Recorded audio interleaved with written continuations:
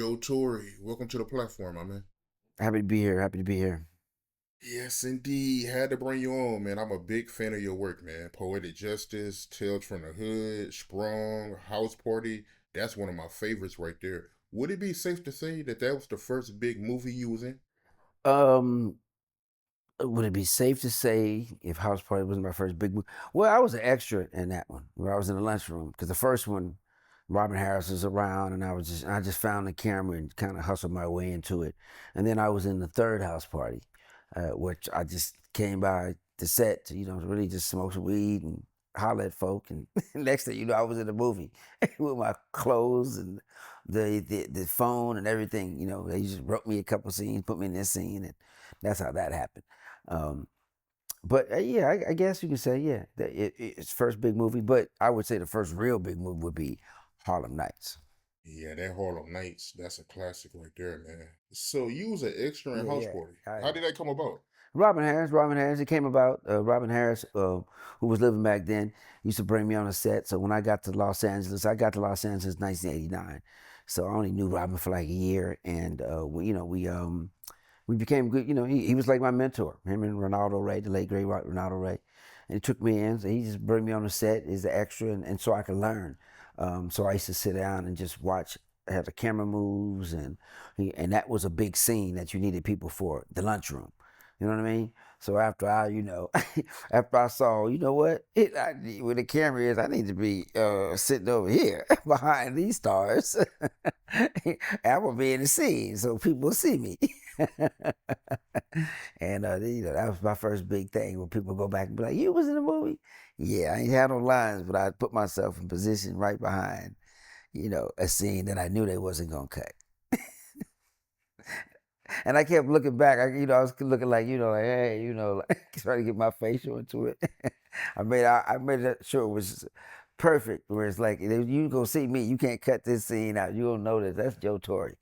And so that was probably my first big, big, big, big, big break that didn't break. How was that like though? When House Party first came out, like what was the reaction? Was a lot of people hitting you up? No. No, nobody. When the movie came out, nobody saw me hitting me up back then. Because first of all, there was no internet, there was no phones, there was no. So unless they sent me a letter in the mail, hey, I think I saw you in a movie. But yeah, right. Back then, it was none of that. Beepers and none of that stuff was around. So yeah, you just hopefully, like I was in extra in Harlem Nights as well. I'm in a lot of scenes, but if you got to slow the camera down real quick because I knew on the days that and that Robin Harris got me on that set as well. As an extra and just being they call them background artists, um, you kind of learn a couple things. How the camera moved, where to be, and if I was Eddie Murphy or Richard Pryor, or if this was my shot, what would I do and how would I move and act? And so, like being a fly on the wall, those are valuable, valuable lessons and times that right place, right time. I would never exchange. I had no idea that you and Robin Harris was so cool. I remember you saying that, the first expensive shoes you got was from him, right? It was like $100. Yeah, yeah, really. Yeah, Robin Harris didn't get along with a lot of people. He didn't like Martin. He didn't like DL. He didn't Ricky Harris. Certain people he liked and he didn't like, but TK, Kirkland, Michael Carl. I used to hear that Bobby used to be riding around smacking comics and beating them up.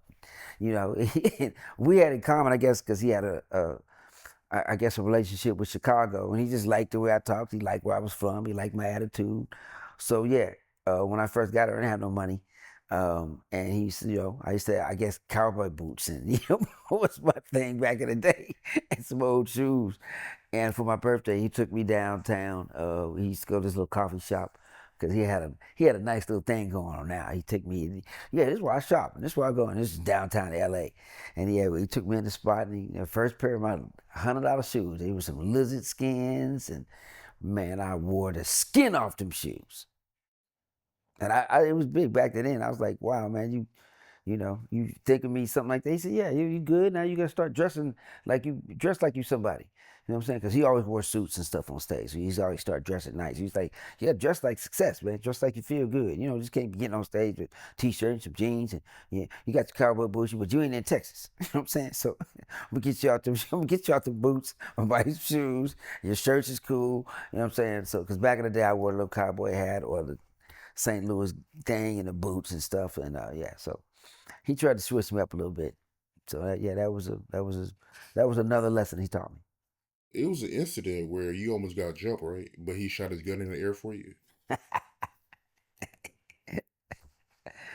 Yes. Yeah, Robin, he taught me a lot. He also taught me, not to, what I'm saying? Even though I'm from St. Louis, watch the area I'm in. I know you tough, but they gang bang out here. This ain't no one-on-one fight. So you used to have these clubs you go to, and people heckle you, and of course I had an accent. They can tell I wasn't here with some cowboy boots and a hat and a vest, And so you heckle me, and I was a good heckler. I could shut you up. But then they get to the mat, they want to fight, and I'm like, we can go outside and fight, we can do whatever. But Robin was, these gangbangers one time. I don't know if it was Crips or Bloods, whatever they were, but I knew it was gangbangers, and it was like, it was. I thought I was arguing with three of them. It turned out to be five of them, and it was So they was trying to gonna follow me to the car. Yeah. What you stuff you talking to, huh? Oh, he with you, Robin? And Robin was like, yeah, he with me, man. Y'all, we about to show him what LA about. And he was like, y'all need to go on from out of here. So, but he always had his pistol on him. He just let it go real quick. Pop, pop. I said, y'all need to step away from it. I was like, wow, I like this dude because that's a St. Louis thing. But there's like, all right, all right, all right. But yeah, I probably would have been fighting five people, or probably wouldn't be here talking to you now. Right, right. When was the last time you two spoke?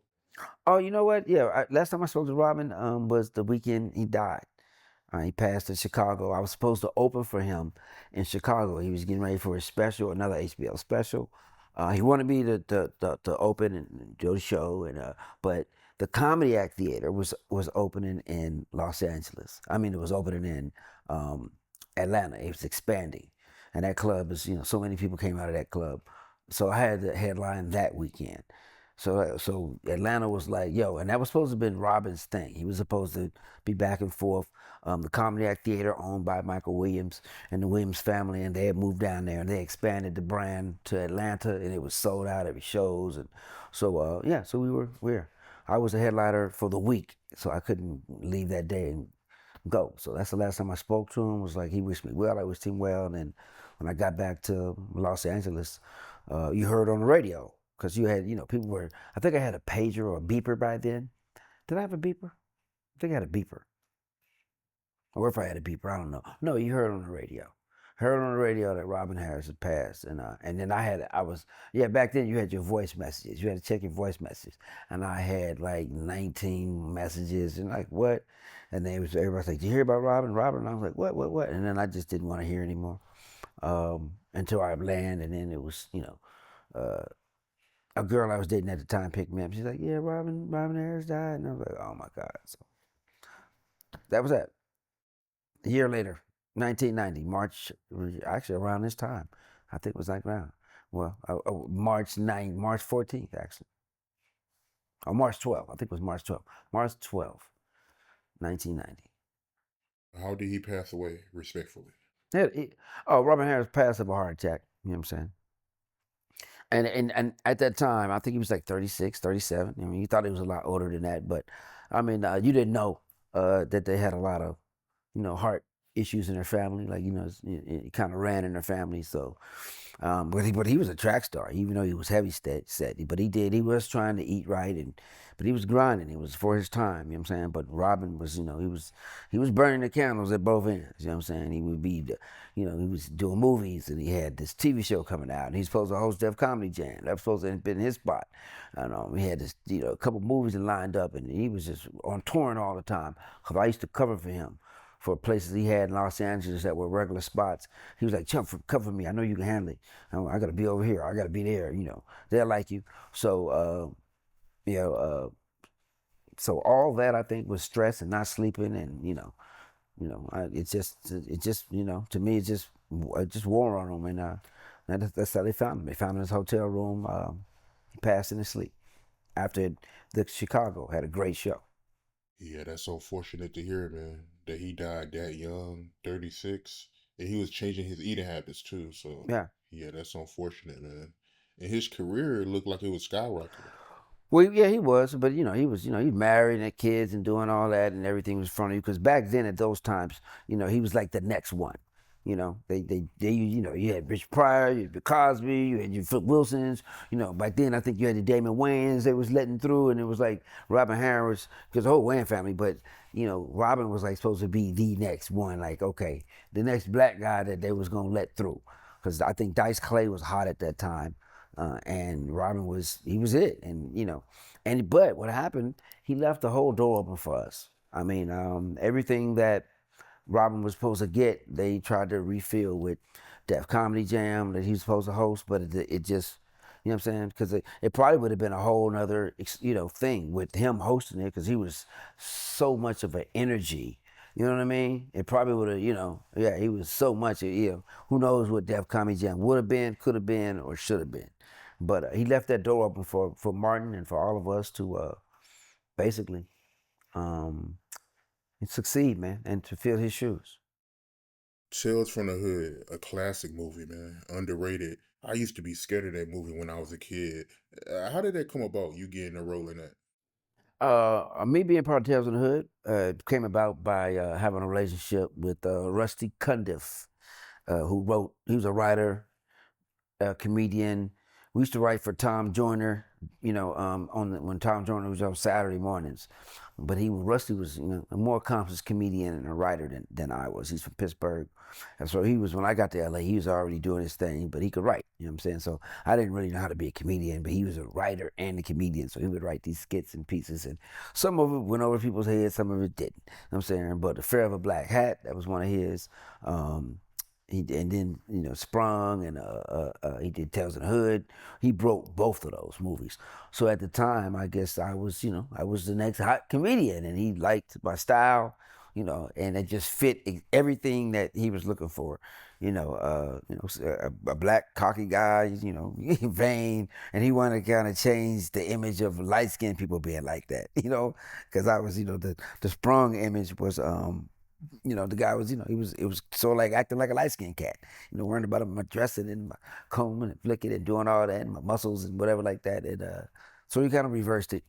And then Tales in the Hood was just, just was a, it's a legendary piece to this day. It's one of the, I think, most iconic horror movies from the black community and for the black community, but for everybody. But you had Blackula before that. When you can think of a black horror film, and that was I don't know that film was crazy. But to tell those tales and those stories and tales of the hood, same thing. It was it was almost like we just had a reunion about that. I think it was 31 years ago. Rodney and Darren Scott, who they produced that and wrote it and did it. Same team that did Sprung and did a lot of other stuff. But I was telling him, yeah, man, I was supposed to be your Michael B. Jordan. I was supposed to be your Denzel, your Sam Jackson. We were supposed to just keep rolling out movies, and he said, "It ain't too late." I'm like, "Well, come on, let's get back in it," because now you can see, Michael B. Jordan, who was a great guy. But yeah, when you get a director that falls in love with a group of actors and they keep cranking out pieces that work, you kind of go with that recipe. So your Spike had his Lawrence Fishburnes and Denzels, and you know what I mean, and his Wesleys, and so so that's how they came up. But little did we know at the time that those films are going to be uh, a number one black rom com and a number one horror movie that's that people still to this day uh, cherish, love, and trust me. I mean, I've seen, that scene with John Witherspoon and myself. People see me that 1,000 times. Me in the jail scene with the green drawers on, and yeah, it's stuff like that that I'll get sent in my DMs like a couple times a week. How was it like when y'all was on set? I know when I interviewed DeAndre Buns, he was telling me how Oh my some God. bloods they pulled up on set and y'all had to pay them to leave. DeAndre Bonds, my guy DeAndre Bonds. DeAndre is a prodigy, very talented cat. Uh, but he came off the streets. I think he was his story. He was selling M&Ms and, came into audition spot and he was just so raw and talented. He just, I could do this. And what's he doing? He was selling. He's one of them kids that sold candy on the street in Hollywood. So he stumbled and it was like, yo, you know what I'm saying? They gave him a shot. Um, but yeah, I mean, I was, like a big brother to DeAndre when he was doing the film. I think we did Tales in the Hood at first, because I did Lockdown as well with with DeAndre Bonds. But because he's an amazing actor, he was a rapper and actor and all this. He was just trying to find a way. So when I found out like he could, he had some skills and we was Tales in the Hood, I asked DJ Cut to come down to the set. DJ Cut's my guy. And my guy who was security at the time, he used to be security for Death Row and all them. He's deceased now, Big Bundy. He was on the road with Big Bob, who is now like the head security for Nelly and Jermaine Dupri, and he had Big Ben back then. Not Broadnax with me, Huston Baxter. They all St. Louis cats, and Big Bundy was out of East St. Louis. So when you hear that St. Louis niggas, when they calling it back, they was talking about them cats that really held the city down when L.A. tried to come to the city and tried to pull that L.A. stuff, and they had red dots on their ass. Like yeah, St. Louis, this is the murder capital. But anyway, Bundy brought DJ Cut to the set because he was on the road with DJ Cut. And DJ Cut, was like, yeah, he was about trying to sign him. But DeAndre Bonds flipped and was talking all banging on the Bloods. So he was like, what are you trying to do, dude? It's Cut trying to sign you and you over here banging on the Bloods, dog. It was disrespectful. And yeah, so yeah, it could have got to the point where it became a business thing because he had talent, and I really have him. I have him on Hi8 or digital or mini DV back in the day because I film all this content. But yeah, he had some verses. He could rap, he could flow, but he drank a lot at that time before he got locked up, and he got so I say introduced into the prison community. I think he did like 9 or 8, 12 something years for stabbing his aunt's husband or something like that.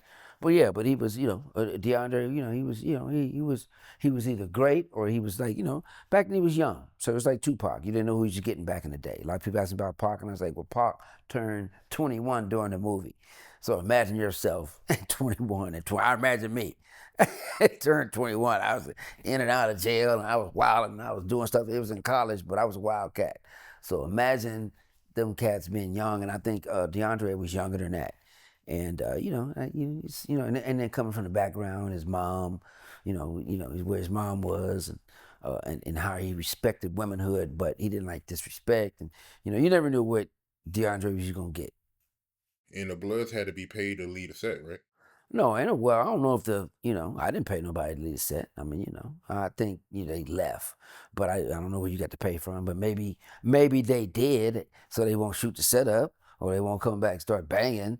Because I know at that time we were shooting Tales in the Hood. I think they were doing what was it um Fridays or something like that. Yeah, I think they were trying to audition for Fridays was being shot or filmed or being casted at that time. So I know I was running back between the auditions.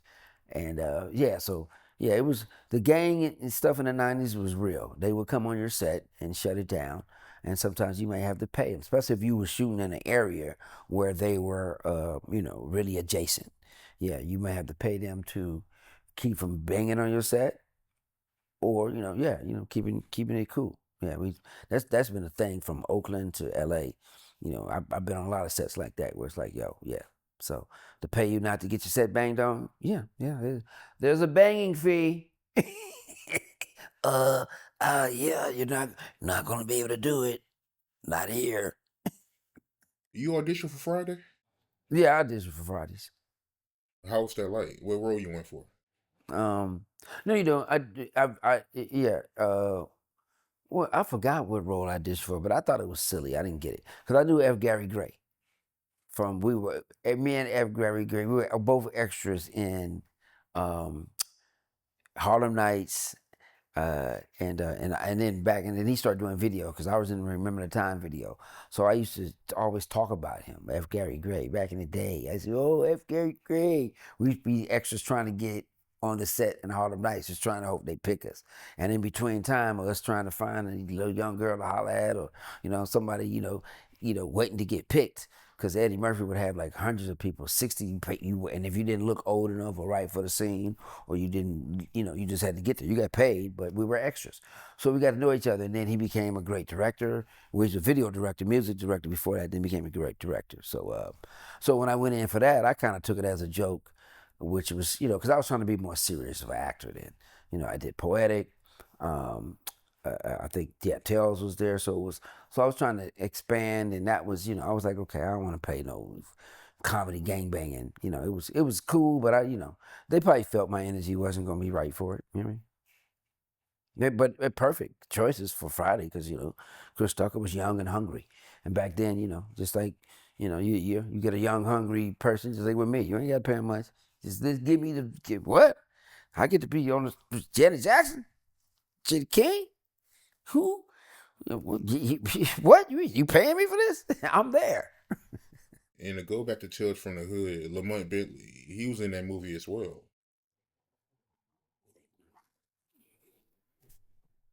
Yeah, Tales from the Hood, man. A lot of great people was in there. Ricky Harris, late great Ricky Harris. Clarence Williams III, Lamont Bentley. All gone right now. And Yeah, I mean the way he went, but he was a, and it's funny too because it's kind of like you, you know. You know, you play a horror movie when you die, and then you end up kind of. He died in a car accident, even though we shot him in the movie, and we end up being shot later on that night. But it was kind of crazy how, some of those people in that movie is like, okay, not here no more, and you hope that movie don't play its way out. But yeah, he was a great actor. He probably would have been even better, in life with, you know, not life taking his life. So, but a lot of more roles I think would have came his way because he was just he was that dude. He was like the you seen him and he could be dramatic and he can be funny. He can be from Moesha to to Tales to whatever else was going to be there for him. Yeah, the way he passed away was unfortunate.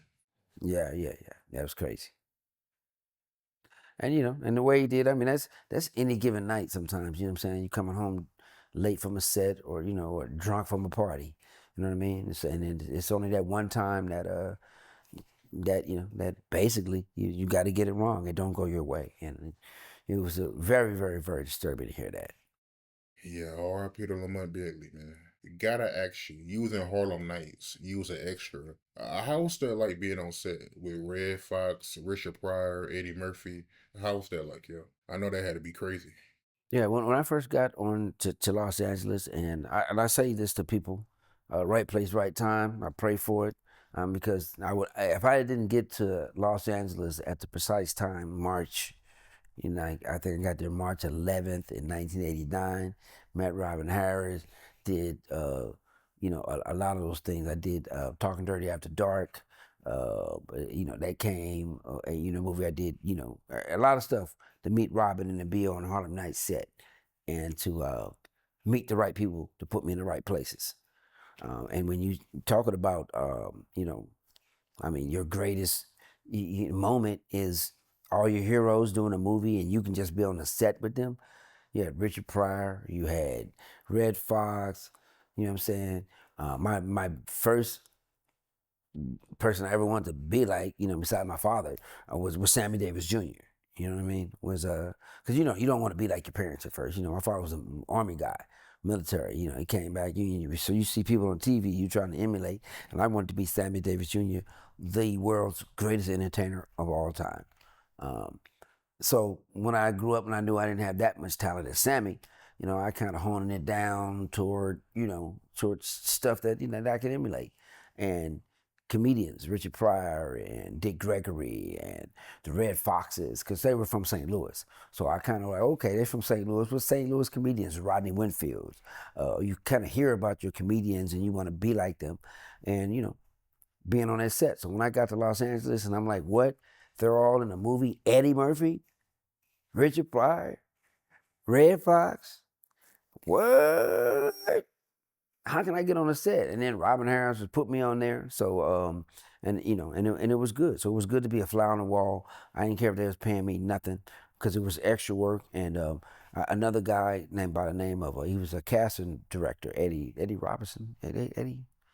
It was Eddie. He was famous casting. He put me in the movie. He saw me in the club with Robin Harris, and Robin, yeah, you got some X-ray, put him in the movie. He can come on the set. So he used to drag me down. I used to sit there for like hey, a sandwich and $40 a day. I don't care what it was, but you keep coming back and they pick you. You get in these scenes and I get you hang out and you learn, and that was a well-paid class to see Red Fox, Richard Pryor, Eddie Murphy get down almost every day that they called me to the set.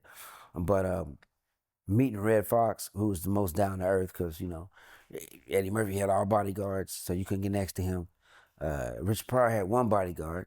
You know what I'm saying? He looked at you. We became good friends. So I really didn't get to know Richard Pryor until after Harlem Nights, because but Red Fox was real cool. Red Fox was cool. Red Fox was talking. He was hanging out. Red Fox had so many young women in his trailer coming out fixing their dresses. I was like, oh, dude.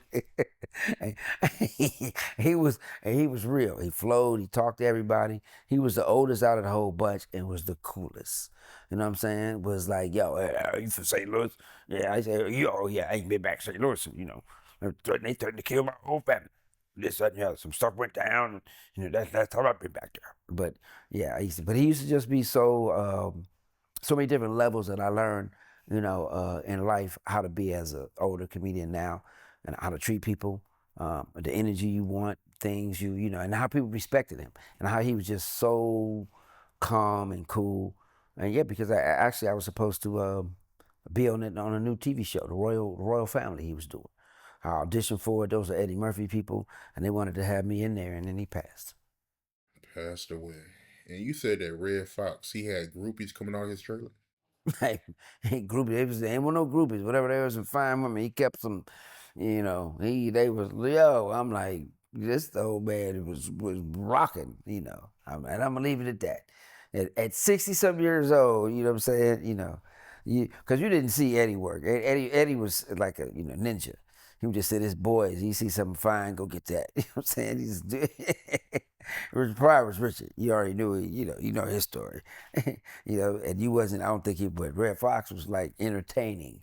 He was with his drink. He was being friend. He was very sociable, and yeah, and that's what you kind of want to be. I saw three levels of geniuses, and you know what I'm saying. I'm glad I was in a great field and opportunity in a timeline to see that. And I was about to ask you about that too, about how, it was hard to talk to Eddie Murphy on set because of all the security he had. Oh, what? No, Eddie Murphy. Yeah, it was Eddie Murphy. He was Eddie Murphy at the time. You know what I'm saying? It was his movie. It was Harlem Nights. He did it. So, yeah, he was. Yeah, you need security, man. You worth millions and billions of dollars like that, and he was the number one box office guy. Yeah, you better have security in the places we were filming, downtown Los Angeles and these places. If he wasn't on set, but you never know because especially when you have you got 100 extras. Remember those were boxing scenes. There was a lot of scenes where you needed a lot of people, and yeah, you want your security. You don't want no, you know what I'm saying? You got 100 people you can't control, just running up on, you had groupies or stalkers or whatever you had back in the day. So yeah, it was, he was a man. He was a man, you know what I'm saying? So yeah, but you need your guy on set, when you are one of the, you number one on the call sheet. Yeah. Yeah, he was that guy at that time, man. I think that was after Beverly Hills Cop, so yeah, he was at his peak. But to go back to Richard Pryor, he actually pitched you in his movie, right? Three Musketeers. Yeah, I did yeah, that's why I got my relationship with Richard Pryor got established after Harlem Nights. I met Flynn Pryor, his last wife, seventh. He married her twice, so seventh and eighth wife. That's what she was saying. She's one of them. But Flynn Pryor was a Jehovah's Witness. She was producing a movie. Um, and they was in L.A. and the Comedy Act Theater where Robin Harris used to, you know, he made famous. That's where all the people came to get the talent, the black talent. So if it was going to come anywhere, any agents or people you wanted to be a star, you had to make it on that stage, and you had to be there. And agents came, and so that was the spot. That was where I got discovered. Jamie Foxx, a lot of people got discovered in that spot. And doing that at that particular time, I mean, saw me on the stage doing my thing, and I mean, the rest is history. I mean, that's the reason I got Remember the Time through that. I got uh I'm trying to bring this. What was the original question? I'm going back in my mind. No, how you was Uh, in Richard Pryor movie. yeah, so I got in this movie. So during that time, people knew that I was hosting because I took over the job after Robin Harris died. So so I would be the main guy on stage the whole show. And his wife was like, "Oh, yo, I'm shooting this movie. You'd be perfect for the movie." And they shot it down in Atlanta, and because she wanted to make children films. So this was Three Musketeers, where Richard Pryor was old wino. He fell asleep in the park telling stories, or we fell asleep, but he was telling stories, reading them, and it came about how these Three Musketeers, instead of Three Musketeers, it was Three Musketeers, and she wanted to have it where they came and saved this princess from a house and stuff like that. But through doing that, she was Jehovah's Witness because he couldn't get none until he married her. So he wasn't moving to Atlanta. So he built her a house.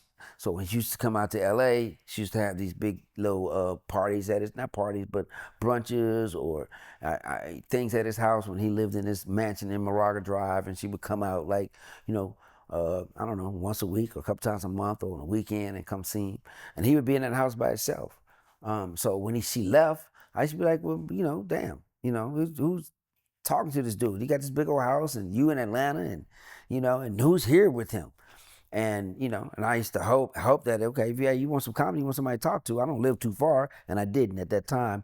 I was living like maybe 10 minutes away, 5 minutes away from him, so I could just roll up to, and spend time with him if he would let me in and sit on the edge of his bed and talk with him. But and I got, trust me, I got a lot of nuggets from the great master. But that's how that relationship started with me being in a movie and hosting. He hosted a comedy show that was supposed to raise money for the movie in Atlanta, and I was a headliner. And so that relationship just kept building and building, and and then Flynn was Flynn, Richard was Richard, and life was life. You was around Richard Pryor when he was sick, right? Well, at the time, I didn't know Richard was sick. We didn't know that the multiple sclerosis that he had was kicking in, was early stages, where he couldn't move and his body just wouldn't act right sometime. You know what I mean? And Flynn was young. I think Flynn was like 27, 28 at the time. She was young. She was, young. And Richard, 7th, 8th wife. You know what I'm saying? So, and I think he had two kids with her.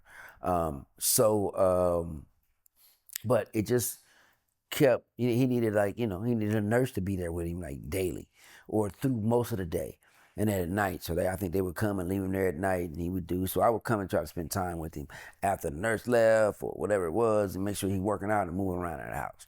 But that relationship came just for the fact that, man, I mean, I didn't know the relationship, but I knew that Richard Pryor, you sitting up here, he got Grammys on his on his fireplace, dusty, and he didn't even look at it no more. Houses over here, he had San Diego houses in Mexico, and the most thing I got out of the relationship with him was like, man, you can gain the whole world and lose it all, by abusing your gift. Even though he was the martyr for a lot of things, but he was my martyr for like, okay, taking drugs too far, taking liquor too far, taking your fame, your talent too far, taking God too far. You know what I mean? And and to a point where you can't enjoy none of this no more. And you had the whole world, and you didn't lose it all, but you can't even get to it no more. And he used to just tell me, just listen. He's talked to me with his eyes, but to see him gain so much, and because he party hard. It just let me know that he was my martyr. So I say, I ain't gonna never go out like that because I already seen the limits of abusing your gift. And and he came from a troubled background from Peoria and born, his parents, his mom in the whorehouse, grandmama, and doing all that stuff. He saw it, and he was a very talented cat. But to me, it's like, okay, I'm not gonna let that happen to me. But yeah, but when you ask about his disease, I'm like, man, he been through everything from cocaine to heroin to alcoholic to drinking to smoking to doing everything to his body. Set himself on fire, and multiple sclerosis took him out. It's like, what the? He been through so much, and MS took him out. That's crazy when you think about it. I heard that he almost shot you over his wife. Oh no, no, no, no, yeah, no, no. I like you said. I guess at that time he didn't know what my relationship was with his wife, and but I was like, I ain't trying to f your wife. I'm trying to hang around you. She's the, I ain't know none of this. She's Richard Pryor. Richard Pryor, man. If I can get 5 minutes of his time, but I know when she used to come to town, he probably didn't know. And one time, she came to town and Joe coming over, and he was out. I don't know if he's gonna let me in or not. But if I was an old cat and young, buff, strong black dude come hanging around your wife, you probably think he is trying to hit her. You know what I'm saying? But he should have known she was Jehovah's Witness. She ain't, you got married to hit that. So he probably had some time. He's Joe here.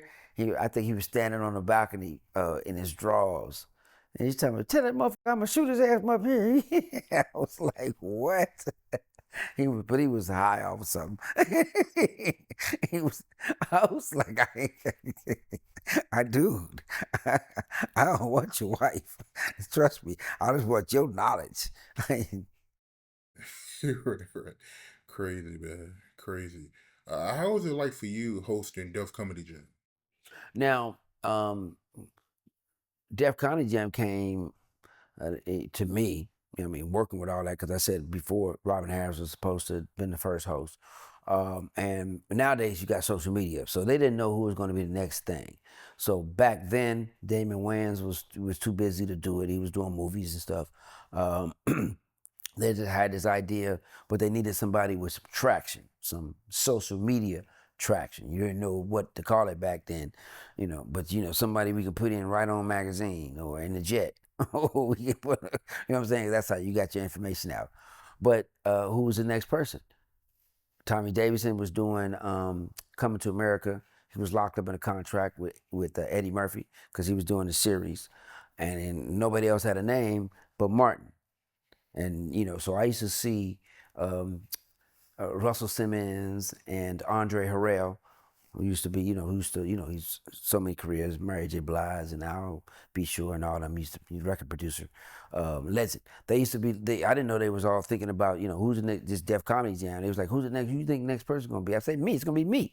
I'm gonna be the next person. They was like, yeah, but right then, back then, I didn't have no credits. I was funny, but I didn't have no credits as far as like Martin did. And Martin had a house party, and he was on What's Happening Now, and he had did like that big show, America's Got Talent type thing, whatever it was back then. With that star, where you were the Star Search. So Martin had been known for that was his credit. He was Star Search. He had been on What's Happening Now and House Party movie. So they was like, okay, we got to go with somebody see, because you ain't got no credits. So Martin became the host of Def Comedy Jam, and the rest is history. Because Jamie didn't have any names, and that's how I came into the fold of being the first headliner on Def Comedy Jam. But I was so good with, I said, I guess making friends, knowing how stuff, produce stuff. Martin didn't have a warm up.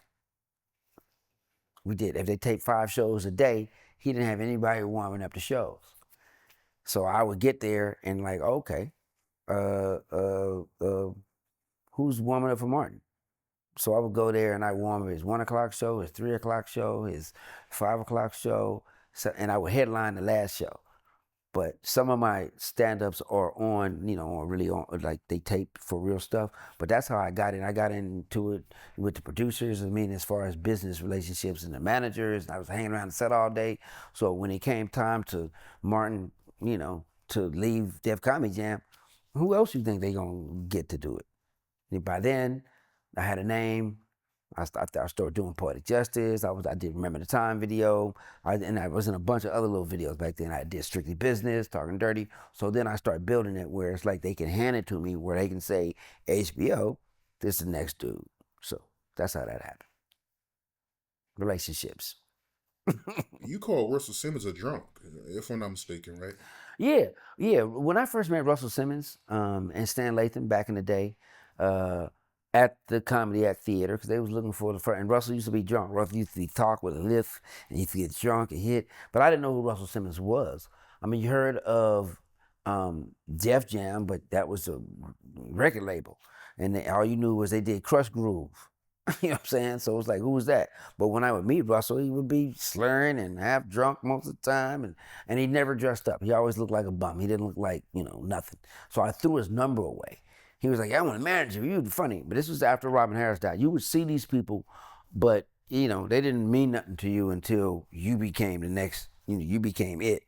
And so he was like, I'm going to manage you. And I was like, hey, get out of here. There a lot of people doing that. And then Robin Harris's valet at the time, his road manager and all that stuff, Ronnie Tanksley. He knew who everybody was, and at that time he was dating Robbie Reed, who was, the top casting director of all time out here, who put me in all my movies and TV shows and stuff like that to start. But he was like, "Yo, that's Russell Simmons." And I was like, "Who's Russell Simmons?" He's like, "Crush." And I was like, "What is that?" So we was looking through the trash can, trying to get that number back, and that trying to find out. It was like a 201 number or a 212 number, something New York. And we was like, back then you didn't have money long distance, but we was gonna call that number from a payphone or somebody's phone, and once we knew who it was, but at that time, yeah, man, those were days where I look back and I'm like, I could have blew that moment, but I did. Right place, right time. And who knew that they were talking about Russ, doing Def Comedy Jam, but they were looking for Robin Harris to be the host, not me. You being the host, was there any tension between the comedians on Def Comedy Jam? I mean, if anybody would know, you would know, since you was the host. I mean, yeah, I mean, tensions on Def Comedy Jam back in the day. I don't think you had any beef and tensions and stuff like that, because people didn't know each other like that.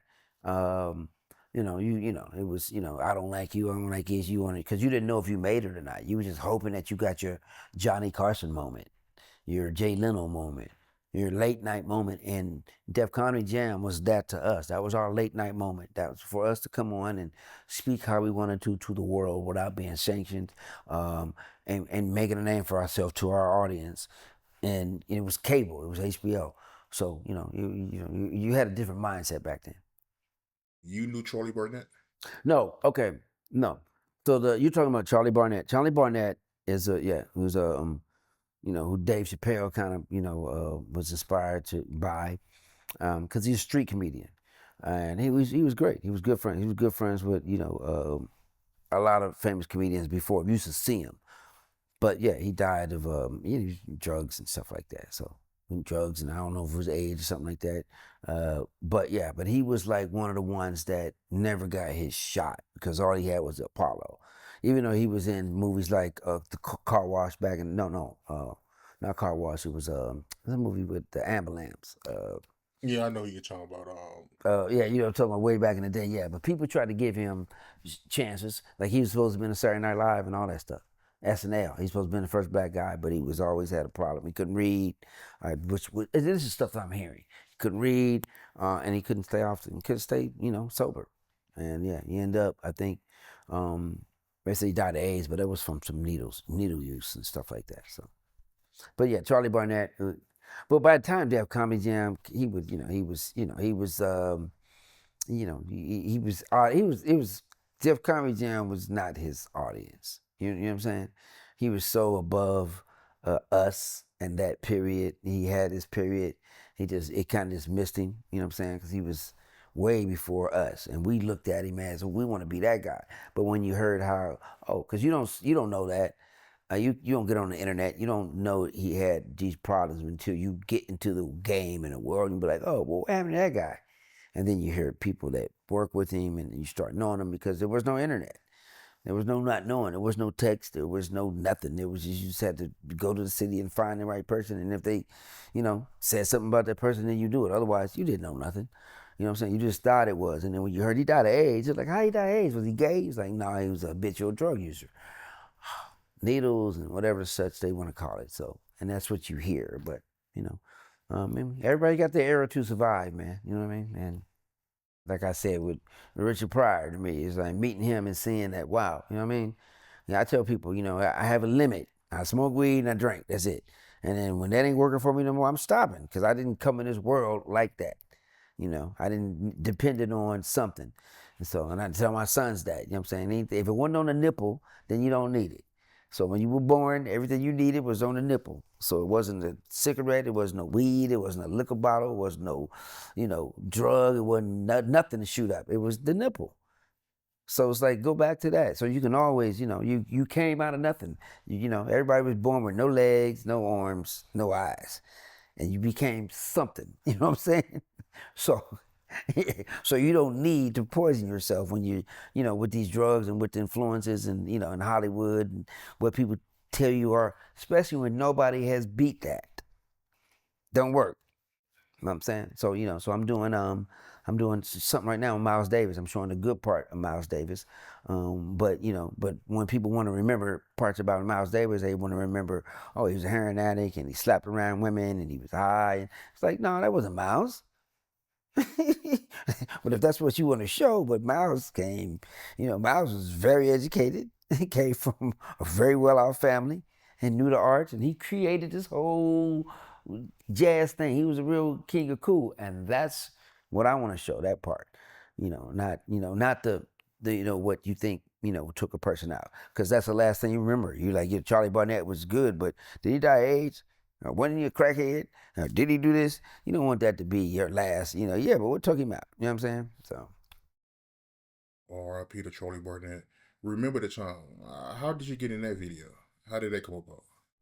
how did I get on the set of Remember the Time video or meeting Michael Jackson? That was all John Singleton.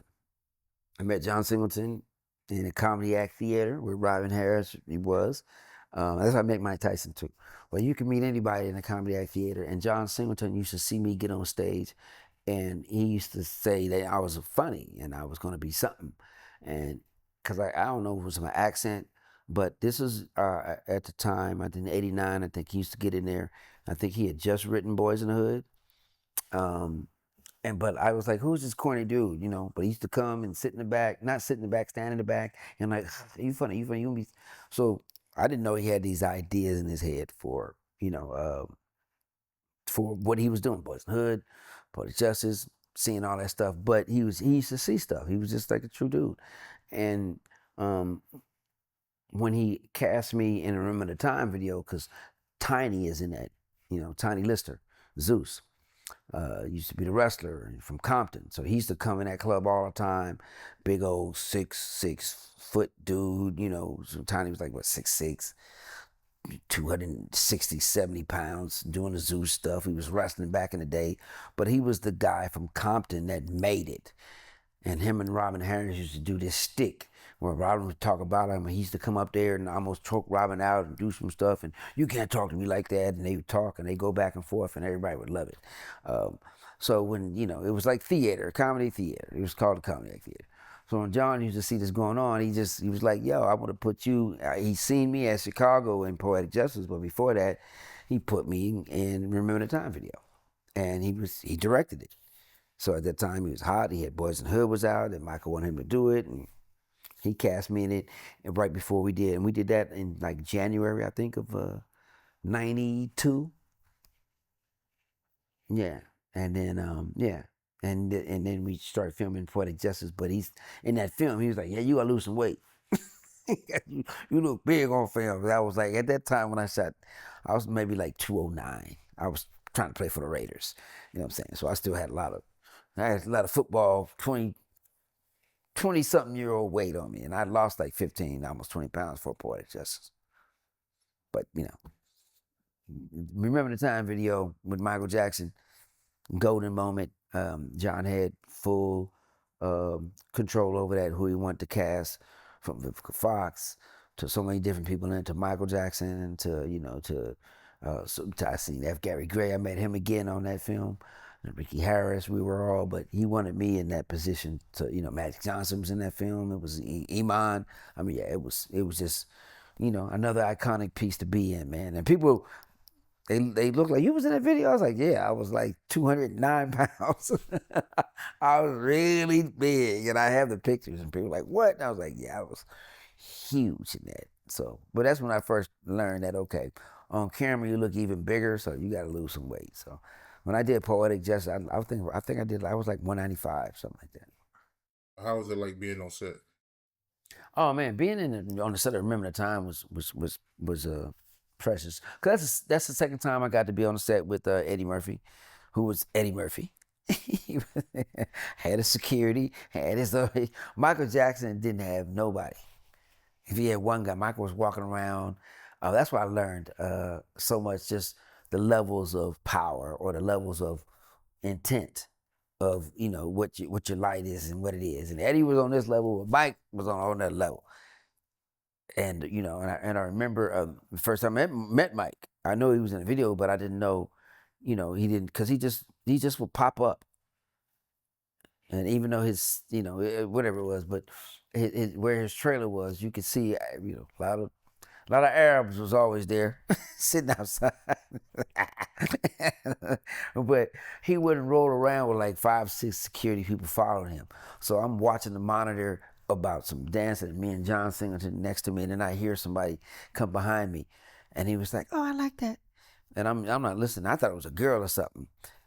And then John looked back and said, "Oh yeah, yeah, okay, yeah." He said, "Oh, hey, hey, hey," and then he's like, "Yeah, oh, I moved too," and I was like, is this Michael Jackson behind me? And I looked up and he was like, are you okay? I was like, I wanted to give him my seat. He said, you fine? And his voice was so crisp and clear. It was sounding like an angel's. His talking was like, it was voiced, mesmerized, and challenged. And I was like, this is Michael Jackson sitting behind me. He's like, yeah, I mean, this, the other, but that, and it was, man, it was, you had that moment when I first met him. Then you had the moment where he had Bubbles walking around, because Bubbles was still around him. Bubbles was dressed better than me. Bubbles had on some jeans and jewelry, and I think Bubbles had a Rolex on. And it was like, you can't talk to, Bubbles ain't Bubbles. Because by then, I think Bubba was an adult. By then, an adult monkey. And it was like, they get a little, rambunctious and stuff. So they don't know you. You can't just go walk up, hey, Bubbles. They got enough strength to snatch your arm off, jump up and bite your appendages, your fingers. And that's what monkeys and stuff do. They said Bubbles got an attitude. Bubbles smoked a cigar. He was chilling like, Mike, what time we leaving? I was like, what? But he wasn't the Bubbles you see in the commercial. They said, if Mike walk up on him run, he gonna whoop Mike ass. I was like, damn. But yeah, those are some of the stories that I could talk about. Remember the Time video, or other than what's in my head, and how Mike was just his energy, his light, man. You know what I mean? He was just you could tell that like when we were doing scenes when nobody else was around, and he was just a big kid laughing. Cause Tiny Lister, he would make his Zeus, he would make his chest jump, and he'd be doing it, we're coming to get you. And he'd be like, oh, you stop it, you're making me laugh, I gotta be serious. And when the music kick in, he'd kick in and be serious and hit his bump. And I was like, yo, this, so, hey man, we can go on and on, but hey, that's my Mike moments anyway. That was the only time you was around Michael Jackson? Yeah, that was doing the video was only moment. So they shot the video for like a week. So so yeah, the video was it was like it was a huge video. So I think if you were allowed on set on certain days, but because we were always, they didn't know Tiny and us chasing them through. You got you weren't on set, you wasn't there. But they shot it. I think I was on set like 3-4 days. And yeah, so no. But did I get an alone moment with them? No. Did I take a picture with him? Yes. You know what I'm saying? So, and it's funny because it's even worked out even better because I mean, when I met Janet was Janet was a whole nother story. Janet's invite me out to her house, and we jet ski, and not just me, Tupac, Regina King, us. We would go out to her house in Malibu and have barbecues and cookouts and jet ski and do what you wanted to do. She would, do that, certain times, every other month or something like that. So, but that was, and she used to tell me about her brother, Mike, he's really nice, he's this, and you could tell that they got along out of like everybody in the family. They were like the closest to me anyway. Robin Harris, he had a fight with T.K. Kirkland, right? I mean, Robin Harris used to hear. I didn't see a fight with T.K. Kirkland, but Robin Harris used to knock out like he didn't play back in the day. That's when I got to Los Angeles as a comic. I was like, oh, you can do that. You can knock them out. They steal your jokes. They talk stuff. But you would hear that. Yeah, Robin Harris used to fight Martin, Ricky, T.K., Michael Collier for stealing his jokes, or just Robin Harris did not play at all.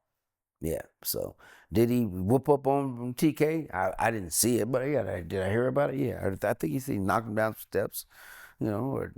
But yeah, yeah, he was, yeah. The 80s and the 90s wasn't no joke. Robin Harris was getting busy like that. Oh, Robin Harris get busy. Yeah, yeah. Robin Harris. Martin would fight too, but I heard Robin used to knock all of them out. I was like, don't knock me out. So these was physical fights. They wasn't arguments or anything. Nah, nah, no arguments. Marvin would, yeah, and he kept his pistol on him too. Bunch of them. Yeah. Yes, sir. Robert was the truth. He wasn't no punk.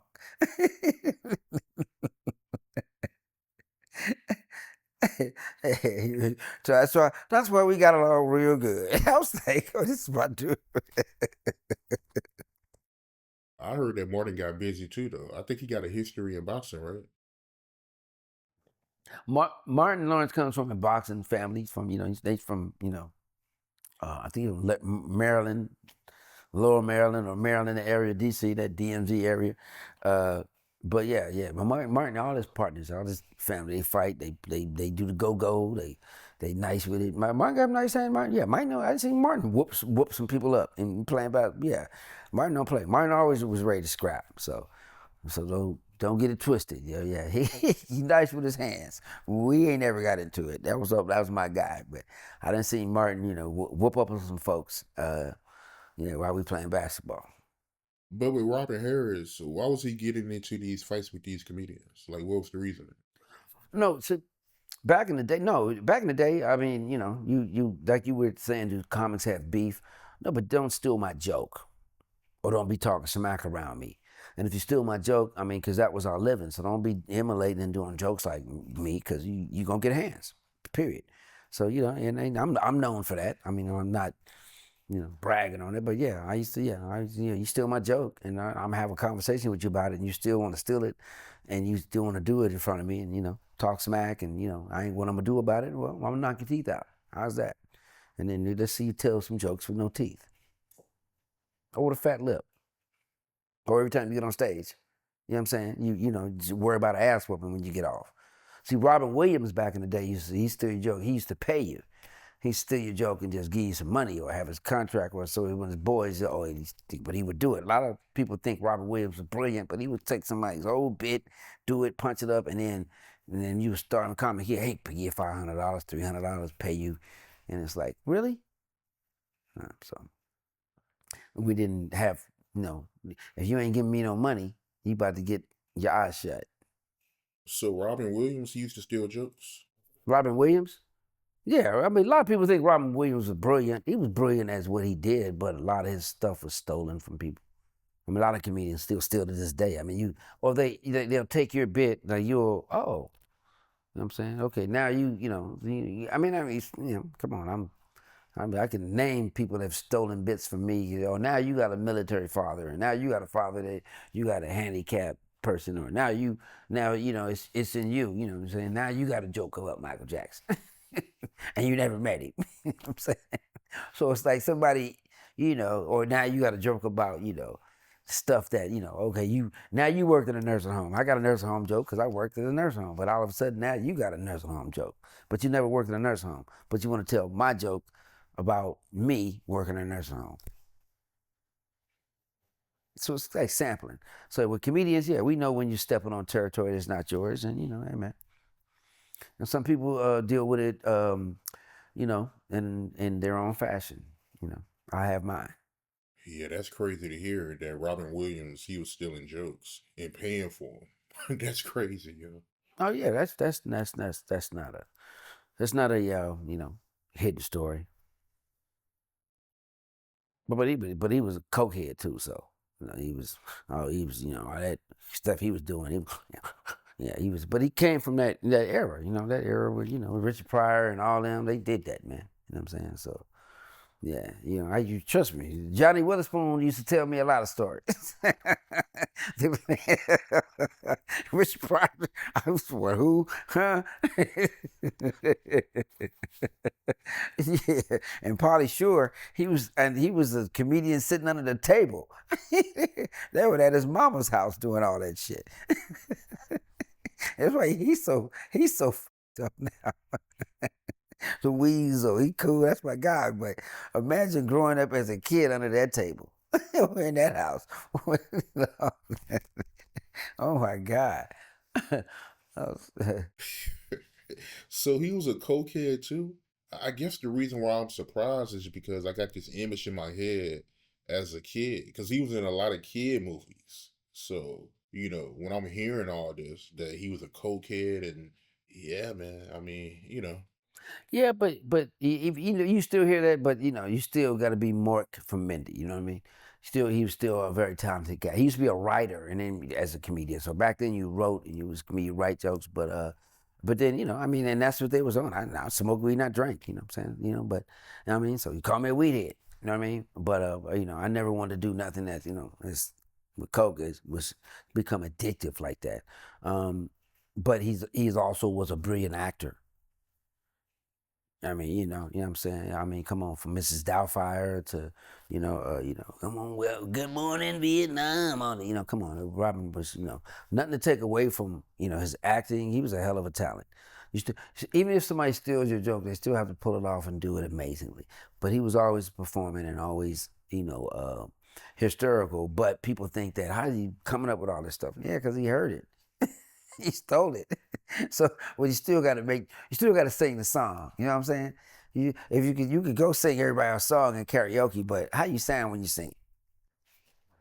You know what I'm saying? So he still had to hit the notes, and he hit the notes, and he hit them better than the comedians that was telling them jokes. So it's like, I tell it better than you. Just all the singers, and then the singers. People ain't come to see Janet Jackson sing. They come to see her perform. You know what I'm saying? She knows she can sing, but she ain't Adele. You know what I'm saying? She ain't paid the bell. You know what I mean? It's what you do with your talent. You know what I'm saying? She ain't Nat King. Mike, Nat King Cole. I can keep going, but Janet's a performer. She can sing, but can she sing like Patti LaBelle? No, she belt notes. Nah, like Aretha Franklin. No, that ain't her. That ain't what you coming to see. You coming to Adele, yeah. Adele, you coming to see her sing. She got to be able to sing because till she lost weight.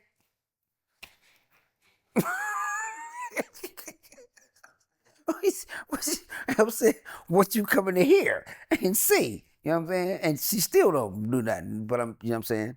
Celine Dion, you know what I'm saying? Sang, you know what I'm saying?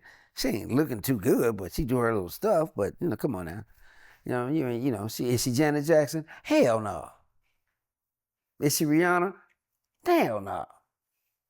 So so my thing is, when as a performer, you gotta I like comedians. They ask you about this one, that one. I said, everybody entertainers are like beverages. Which one you want? You drinking this or you drinking that? You want liquor? You want vitamin water? You want soda? You want top shelf? What are you drinking? Scotch? We all different brands of things. You like all of them. We all gonna get you to where you want to be. Now, if you don't drink dark liquor, no, you ain't drinking dark liquor. You ain't drinking white liquor, you ain't drinking. You don't drink wine, you know what I'm saying? But you can enjoy it, but we're all here. So when you're going into a convenience store, somebody just be there on the shelf for somebody to cure their thirst. So you ain't got, maybe they ain't reaching into the liquor cabinet. But as a comedian, or hey, if you offering and you're curing their thirst, then there's your audience.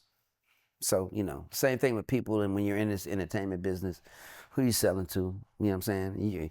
God gave you a gift. You ain't trying to be nobody else but you. But somebody gonna hear you and be, be their cure their thirst today. You got Jamie Foxx's first agent, right? Yeah. Back in the day, I put a lot of people on, from Jamie Foxx to, Lavelle. I picked Lavelle up, put him on Def Comedy Jam. Besides my brother and all them, but yeah, Jamie was my pupil. I was Jamie's mentor. So what Robin Harris was doing with me, I did with Jamie. Not only Jamie, a lot of other comedians, but Jamie Foxx, yeah, it was like, yeah, he didn't know what to do as an act. He was because Tommy Davidson had that kind of wrapped up, singing, doing sketches, impersonations. Tommy was doing it, and I used to tell Jamie, like, okay, now, can you go up behind Tommy? What you gonna do? You gonna tell Joe? You gonna sing? You gonna do it? Because Tommy can do it all, and you have the gifts to do it all. But how do you conform your show to like go up right after somebody and not be the same thing? Because they just did that. So how do because Jamie's really just a frustrated singer. You know, I used to tell him back in the day, you're working on your music more than you're doing your comedy, because he sing. He would always do it. He'd always be there. But certain things in certain places that we were in, when I got a shot, I just brought him along with me and put him on, and was like, yeah, CAA, you signing me, but you got to sign him too. You come to see me, but you got to see this dude too. So we got invited to certain places, like retreats, to be the performers, and this is like the biggest agency back at that time. So that's how he got to know Tom Cruise and all them, because Paula Wagner, she was Tom Cruise with CAA and all these things back in the day. It's kind of how to work a room. And Jamie would be over there singing and doing his joking, and I'd be trying to learn the business, and we would just come back and just just run the team, power activate. You know what I'm saying? But Jamie is a lot more friendlier back, especially back then with white people, and me back in the day. I was just straight. I was educated, but I was straight. Like, I'll smack got you. I'll talk shit. I don't care about that Jew shit. I don't care about this shit. I don't care about that shit. You steal my money, you gonna do shit. Jamie played the game. I ain't play the game.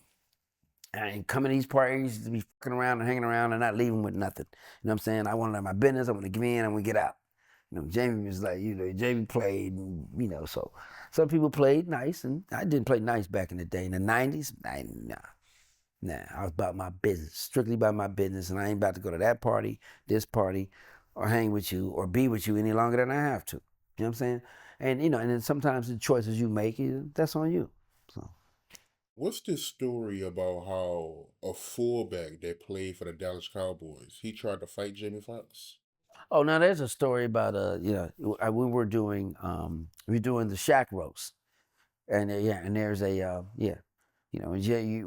first they didn't really have a real host to do the Shaq Roast, and it was an opportunity time. I think the first one did. I think Queen Latifah did it during the NBA All Star game. And then they was going to do another one because Shaq was getting into getting content and doing stuff. And we did it in Vegas. And they wanted to talk about, I think the first time we talked about Shaq. And then the second time we did it in Vegas, it was Emmitt Smith. But Emmitt Smith got like a clean record. You can't really say nothing bad about Emmitt Smith. So Jamie, they didn't, DL was supposed to host it. He couldn't make it. And I was finishing up a play I was doing. We Love Makes Things Happen with Dave Talbert, uh, uh, great director. But it was like, can you be here? I was like, I can probably be there, but I can't. So they just, at the last minute, Jamie became the host. And Jamie wasn't ready to host. He would just go out there and do his thing. So they made him the host. And so then, Jamie was kind of first time hosting something like that. So he was just being Jamie. He talked about Michael Irvin. He was talking about everybody. But before it happened, the first person up was this running back named Moose Johnson, who used to play for the Dallas Cowboys. And at that particular time, he was auditioning. He had retired, and they was getting some of Emmett friends to tell some exciting stories about Emmett. And he wrote this 3-page thing, which was like, it was like a briefing. It's supposed to be kind of funny, but it was just like he was reading, like, this and this happened in 1989, really, but it was really corny. Like, what the hell? And he was the first person up. So Jamie sacrificed him, like, talked about him bad, and, he was corny, and who is this, and blah, blah, blah, blah, blah. But he was using that to, because he was trying to be a sports announcer. So he was using that to show that he can be witty, and he has some stories, and he can be a great commentator. and Jamie just went in on him. So he and his wife was backstage, about to whoop his ass. Like, what was that? Who do you think you are? You better that not be aired. And I don't think they aired it either. So, but Jamie talked about him so bad, man. It was crazy. And yeah, he was backstage in his tuxedo and his suit. He's a big cat. He had just retired. Yeah, he's ready to bounce Jamie ass all around the backstage. And Dick Gregory was like, "What's going on?" His wife was in his face. She had a nice little dress on. She was, well, they was by. I was like, "What's going on here?" He was, "How dare you?" But hey, man, we got out of that. What was Jamie reaction? And well, at first you didn't know if they were serious, so Jamie reaction was like, "What?" But he was hosting, so he had to go back. They was getting to calm that down and get him back on stage because But yeah, they had to shut that down real quick because he didn't. So, but you never saw that. You never saw that in the. I don't know where that footage is, but you probably would never see it. So you was there when he roasted Doug Williams. No. See, that was the same taping. The same taping was there. So that same taping was the same. That's what set Doug Williams up. So they sacrificed Dave, but he did. Jamie did much worse with Moose. So and then I came on, and I think I came on. Me and Monique, and we was going back. But then Doug came on. So it was you had to be in the right lineup. So Jamie, who was unprepared, because he just thought he was going to come up and talk for 5, 6, 7 minutes, but he ended up hosting it. So he was actually just winging it. So when people wasn't funny, it was like, "Yo, you okay?" What Robin Harris used to do. Robin Harris used to, man, if you wasn't funny and he brought you on stage, he talked about you for 5 minutes. you got sacrificed. So that was a thing back in the day. You don't come up here and be funny because we gonna make you, either you be funny or we gonna make you be funny. And comedians understand that, but people, entertainers don't. So when you look back at it, you don't feel like he did Doug Williams wrong. No, when I look at it, I don't see he did Doug Williams wrong. Doug doesn't know how to fight back because he tried to do me like that. And I talked about it. He tried to get me like Joe, and I was going back and forth. But Jamie was messing with everybody. So you got to know. He tried to do Monique like that. So, but you got to know how to you. And yeah, hey, Jamie. But you know what I'm saying? So Doug at that time, nobody knew who Doug was really. Why is he on the show? But at that time, he was a nice producer. He had did a couple of Second Amendments that Martin and Lawrence had produced. So he was Doug Williams had as a producer. He has been quietly moving through cable TV and doing and booking and producing shows. So that's how he got on that because he was known as, hey, put him on the show. But he wasn't ready. He wasn't ready. And to be honest, the audience, what they had was different. Where they had us at, it was like, a room that Frank Sinatra was in, and I think he had just passed, and it wasn't, and it was Vegas, and then it was Emmett. It was a lot of things. It wasn't like it was when we did the Shaq Roast in D.C. The energy was different, and it was kind of like, and then it was about Emmett Smith. What can you say bad about Emmett Smith? Yeah, ain't much you can say. Thank you. Yeah, so that was that. So that's how that jumped off. So Jamie Foxx was sort of finding material as he went out because he talked about Michael Irvin bad. He talked about Michael Irvin sniffing cocaine and do it. And Jimmy at the time, Jimmy Johnson, yeah. And Jamie was going in. It's just that the viral moment was with Doug Williams. Yeah, I was there. Yeah, yeah, Jamie, come on, man. I'd have walked up there and choked the shit out of Jamie. I was right there. I ain't gonna sit there and take that. I ain't go Moose Johnson. I ain't gotta go backstage. We about to fight right out here in front of everybody. How's that? Yeah, that was my take on that. You keep talking, dog. I'm gonna come up there and we gonna get it on live on camera. Yeah, that's how I handled it back in the day. Nowadays, nah, I just pray for you. Poetic Justice. How did that come about? You get in the role in it. Yeah, I mean, Poetic Justice came about with John seeing me and doing John Singleton seeing me and doing comedy on stage. He thought I was from Chicago. I was from St. Louis. I used to come up with a quick wit and just my vernacular, the way I talked, my boots I had on, my hat, my style. He just kind of liked it because he wanted it to be sort of like a fish out of water. You in, you in LA now and you like to do these things. So I'm kind of like, getting into this groove. So he liked it. And, he saw me on stage and he was like, he wanted to bring that dynamic to that. And he stuck by it. And he saw me and wanted me to be Chicago.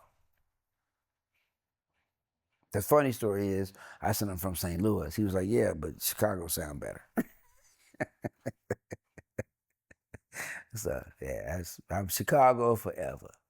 Where do y'all shoot that at? We shot Poetic Justice in Los Angeles and then in Oakland and on the way to Oakland. So we actually, because the movie was like 12 weeks long, I think I worked like 11 of them, but we actually shot everything. We shot, everything in Los Angeles, different places, and then we drove up.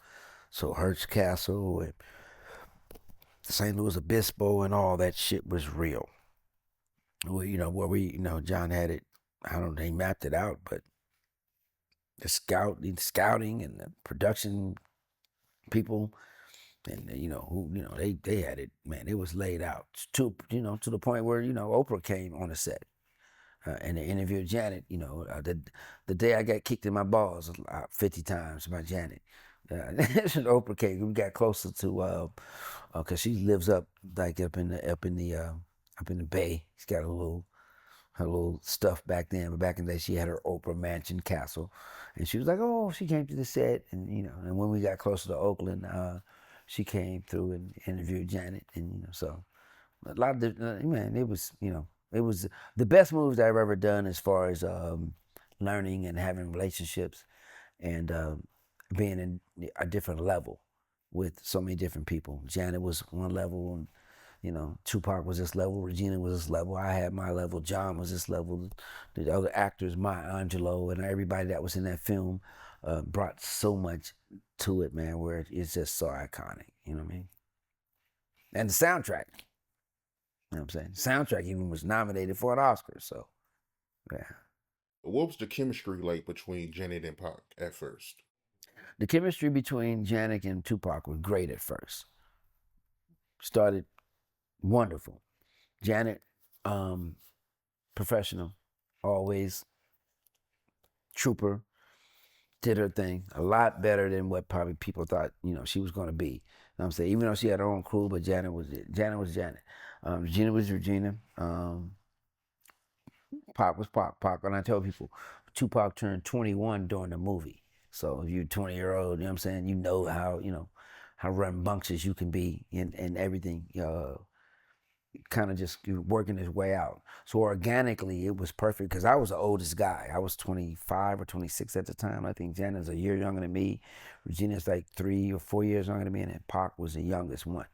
So, and then John was kind of young too. So, but in the old atmosphere, man. So just doing that movie, and all of us bringing that together, man. I mean, what do you who you want to hear from? What story you want to hear as far as what happened this day or that day? Because it was 11 weeks of fun, but you never knew how Tupac was gonna come. He was. Back then I didn't smoke weed like that, so I didn't know it alters your mood. But now that I'm older, I'm like, okay, he just because when he didn't have his weed, he was not your friend.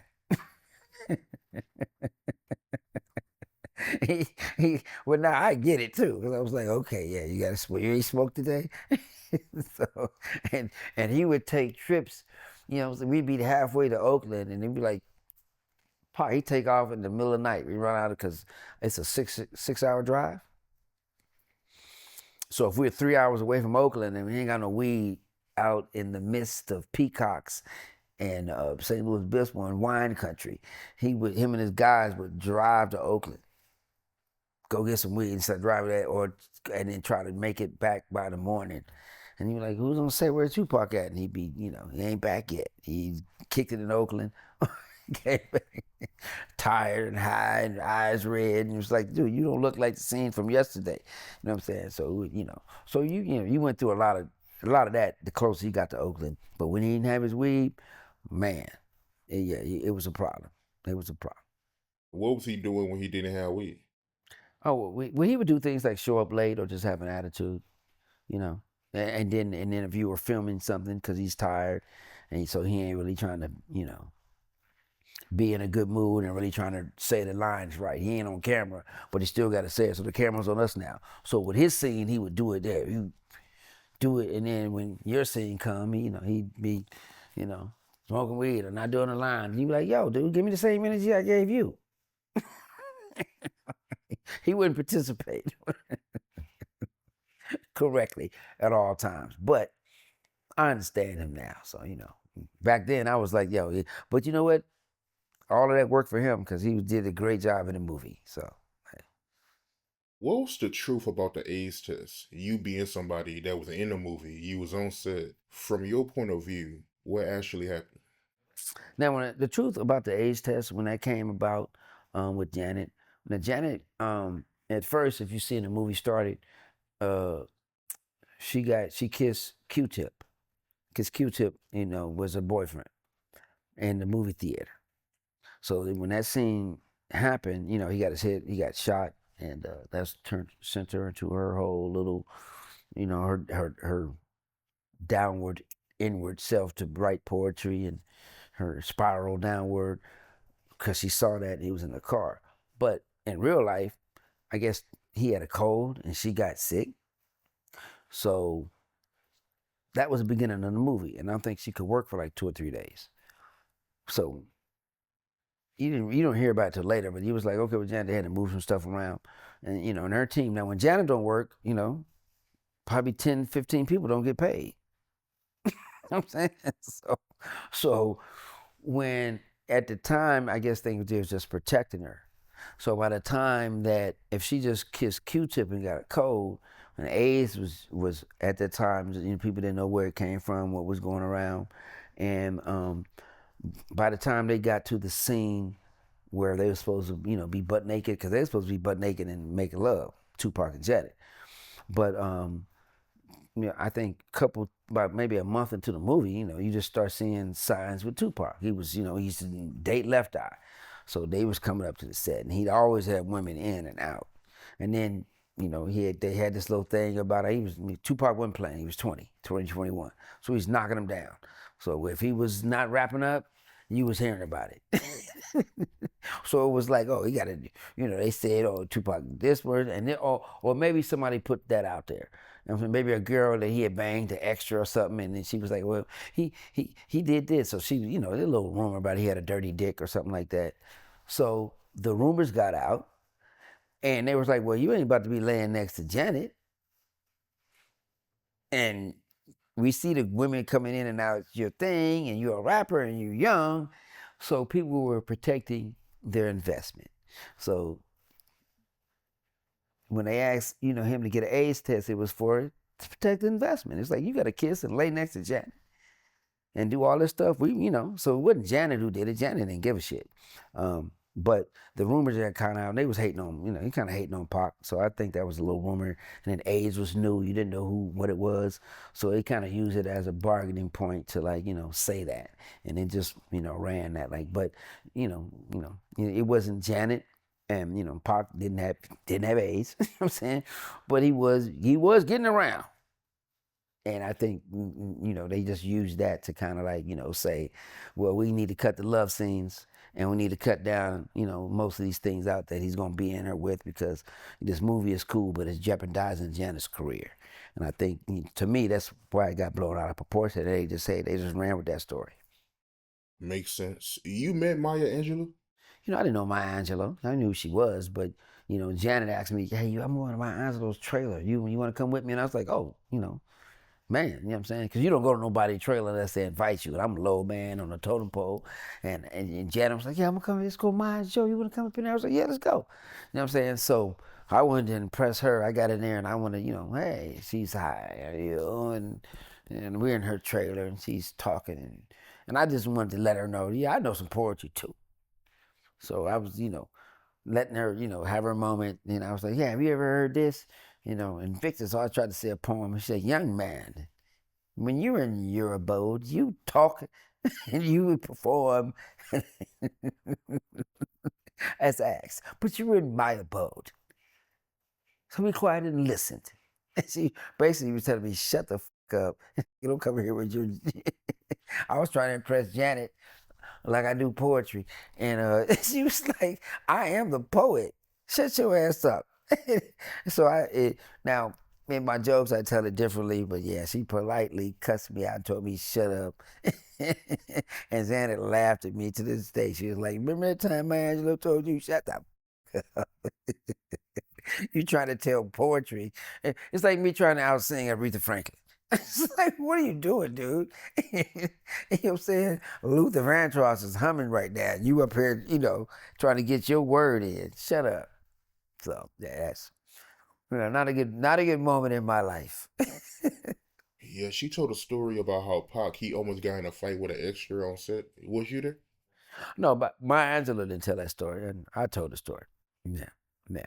No, this was on the set because there's certain scenes, and we were in a park. We were in Griffith Park, and this is you need a lot of extras. So the scene that I had, I don't know if we were shooting that park for like a week or two, but on the day that Maya Angelou was there, because we had been there for a couple of days, and I think with the extras, one of them was like a Crip or a Blood or whatever he was, but he was messing with Tupac the day before, saying little stuff, and Pac was like, "Yo, anyone trying to hear it?"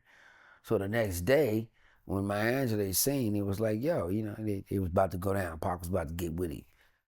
And I was like, yo, this is my Angelo over there. You know what I'm doing? That's, and that's, that's, I just met her, but that's auntie. You know what I'm saying? That's my Angelo. You can't, you and this dude and all that. And, people didn't know what to do as far as how do you talk to the talent, extras, or the people. They didn't know John, because John wasn't around. I don't know where John was. But it was to the point where I think John was in the trailer. Yeah, he was, or in a watching it from the truck or something like that.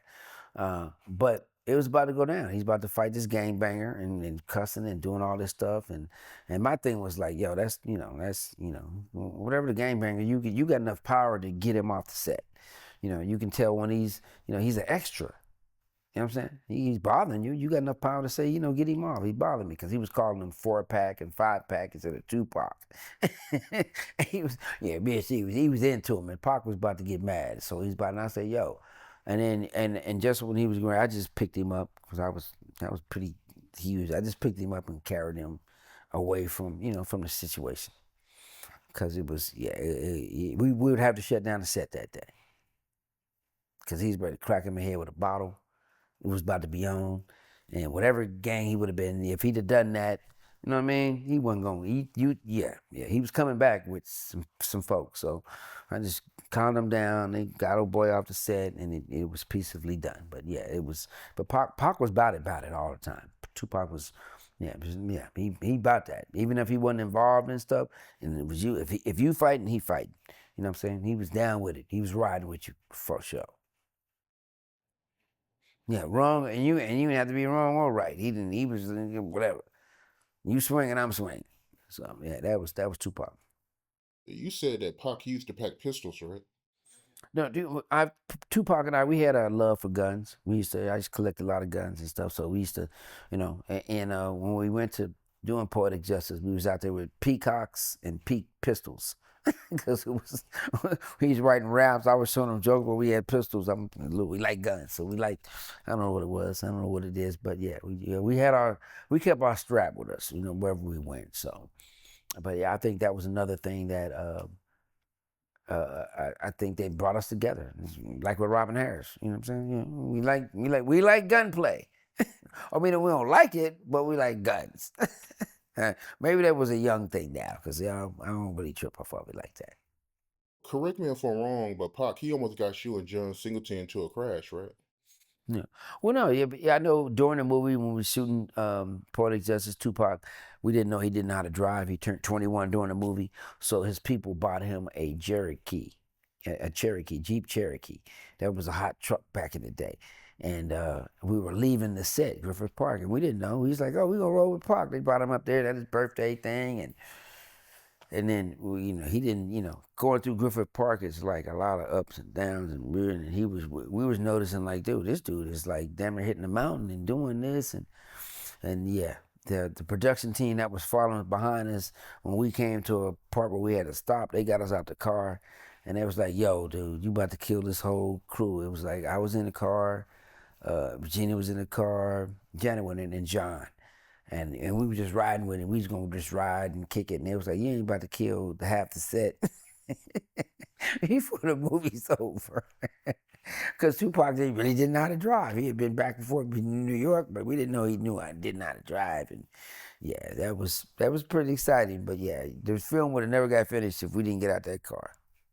How was it like when you and Pac did that fight scene? Yeah. When Tupac and I did the fight scene, that was it was closer to Oakland. Tupac was really, really, on some impatient shit. If he didn't have his right weed, he was doing this. So he was not listening to like the stunt coordinator, like put these shoulder pads on, put these knee pads on. You guys are fighting on gravel. Certain things. When you're doing scenes to make it look real, you gotta rehearse them and rehearse them. And Pac got tired of rehearsing certain stuff, so we just cut it down to the fight scenes wasn't as long as we did because we wouldn't be fighting like that. But yeah, he when he was frustrated, he just he punched me in the mouth a couple times. He hit me for real, and I didn't really know him. But I knew you, but I know you from this movie. But yeah, I'm gonna hit you back. I'm gonna slam your ass. I'm gonna let you know that I know you ain't playing. so so we had a couple scenes they probably wanted to show. I slammed him and he damn it broke his shoulder. He put that shoulder pads on the next day, but it was like, yo, dude, you better start listening, cause you high right now, but I'm about to get you out that highness. But my lip was bleeding and a couple things I think he was just really just not, he was young, man, at that time. So I get it. I'd have done the same stuff. I was a big guy. I had a coat on. He probably thought I'm gonna let go, make these look little, and he probably was a little tired, and he wasn't pulling. But certain things, when you do stunt stuff, and I was new to it at the time. So, but now I know because I've done a lot of fight scenes since then. So I'm like, yeah, you know when somebody mean to do it, especially when you just did it clean for 5 times. And now when you start filming, you gonna you really gonna hit me, dude? Bro, hold on. Okay, I'm gonna give a natural reaction. Boom. So yeah, You used to hang out with Pac and Bobby Brown? yeah. I used to hang out with Tupac and Bobby Brown, two real cats. Yeah, Bobby and I are still friends, but they're real cats, real dudes. Bobby Brown, he about that life, he about that action. He ain't about, Bobby's, he from Boston, from Roxbury. You know what I'm saying? Don't let the singing and the dancing fool you. Get in your ass if you have to. We're older now, but back in the day, hanging out with Tupac and Bobby, you didn't know who was gonna go to jail that night. Me, him, or what's gonna happen. But it was always a chance in Atlanta. You know what I'm saying? LA is a little different, but Atlanta was like, that was our playground. Yeah. Yeah, we had a great time in the 90s. I never knew that. I never knew that Pac and Bobby Brown was cool. Yeah, yeah. Well, Tupac kind of he met his girlfriend at my birthday party. I think my 28th birthday party I had. And then that's got him to move to Atlanta. And then he was in Atlanta for a minute. So he had moved down there and he was kicking it and grooving it. And he was like, "Yeah, man." And then I had moved that after that too, because Atlanta was the next wave, and Bobby was already there. So it was like, "Yo, bro, we can come down here," because you needed a break. You needed a break from Hollywood. You needed somewhere else to go, where what I'm saying, you were immediately accepted. You didn't have to feel like you need to be, somebody in Atlanta back in the late '80s, '90s was the perfect place to go, to feel like a king and to feel like man, you didn't even if you want nobody, you wasn't on the top of the charts. They treated you like a king everywhere you went. So You knew Big? I met Biggie Smalls like one time. Yeah, I mean, well, twice. I met Biggie Smalls. I used to do the Lollapaloozas, all these big rap concerts back in the day. So he first came out to L.A. And only in L.A. I never met him in New York, but Biggie Smalls. Every time I met him, and actually, I hate to say, I met him. I saw him like 2 weeks before he got, you know what I'm saying? He was murdered out in L.A. And it was crazy because it was.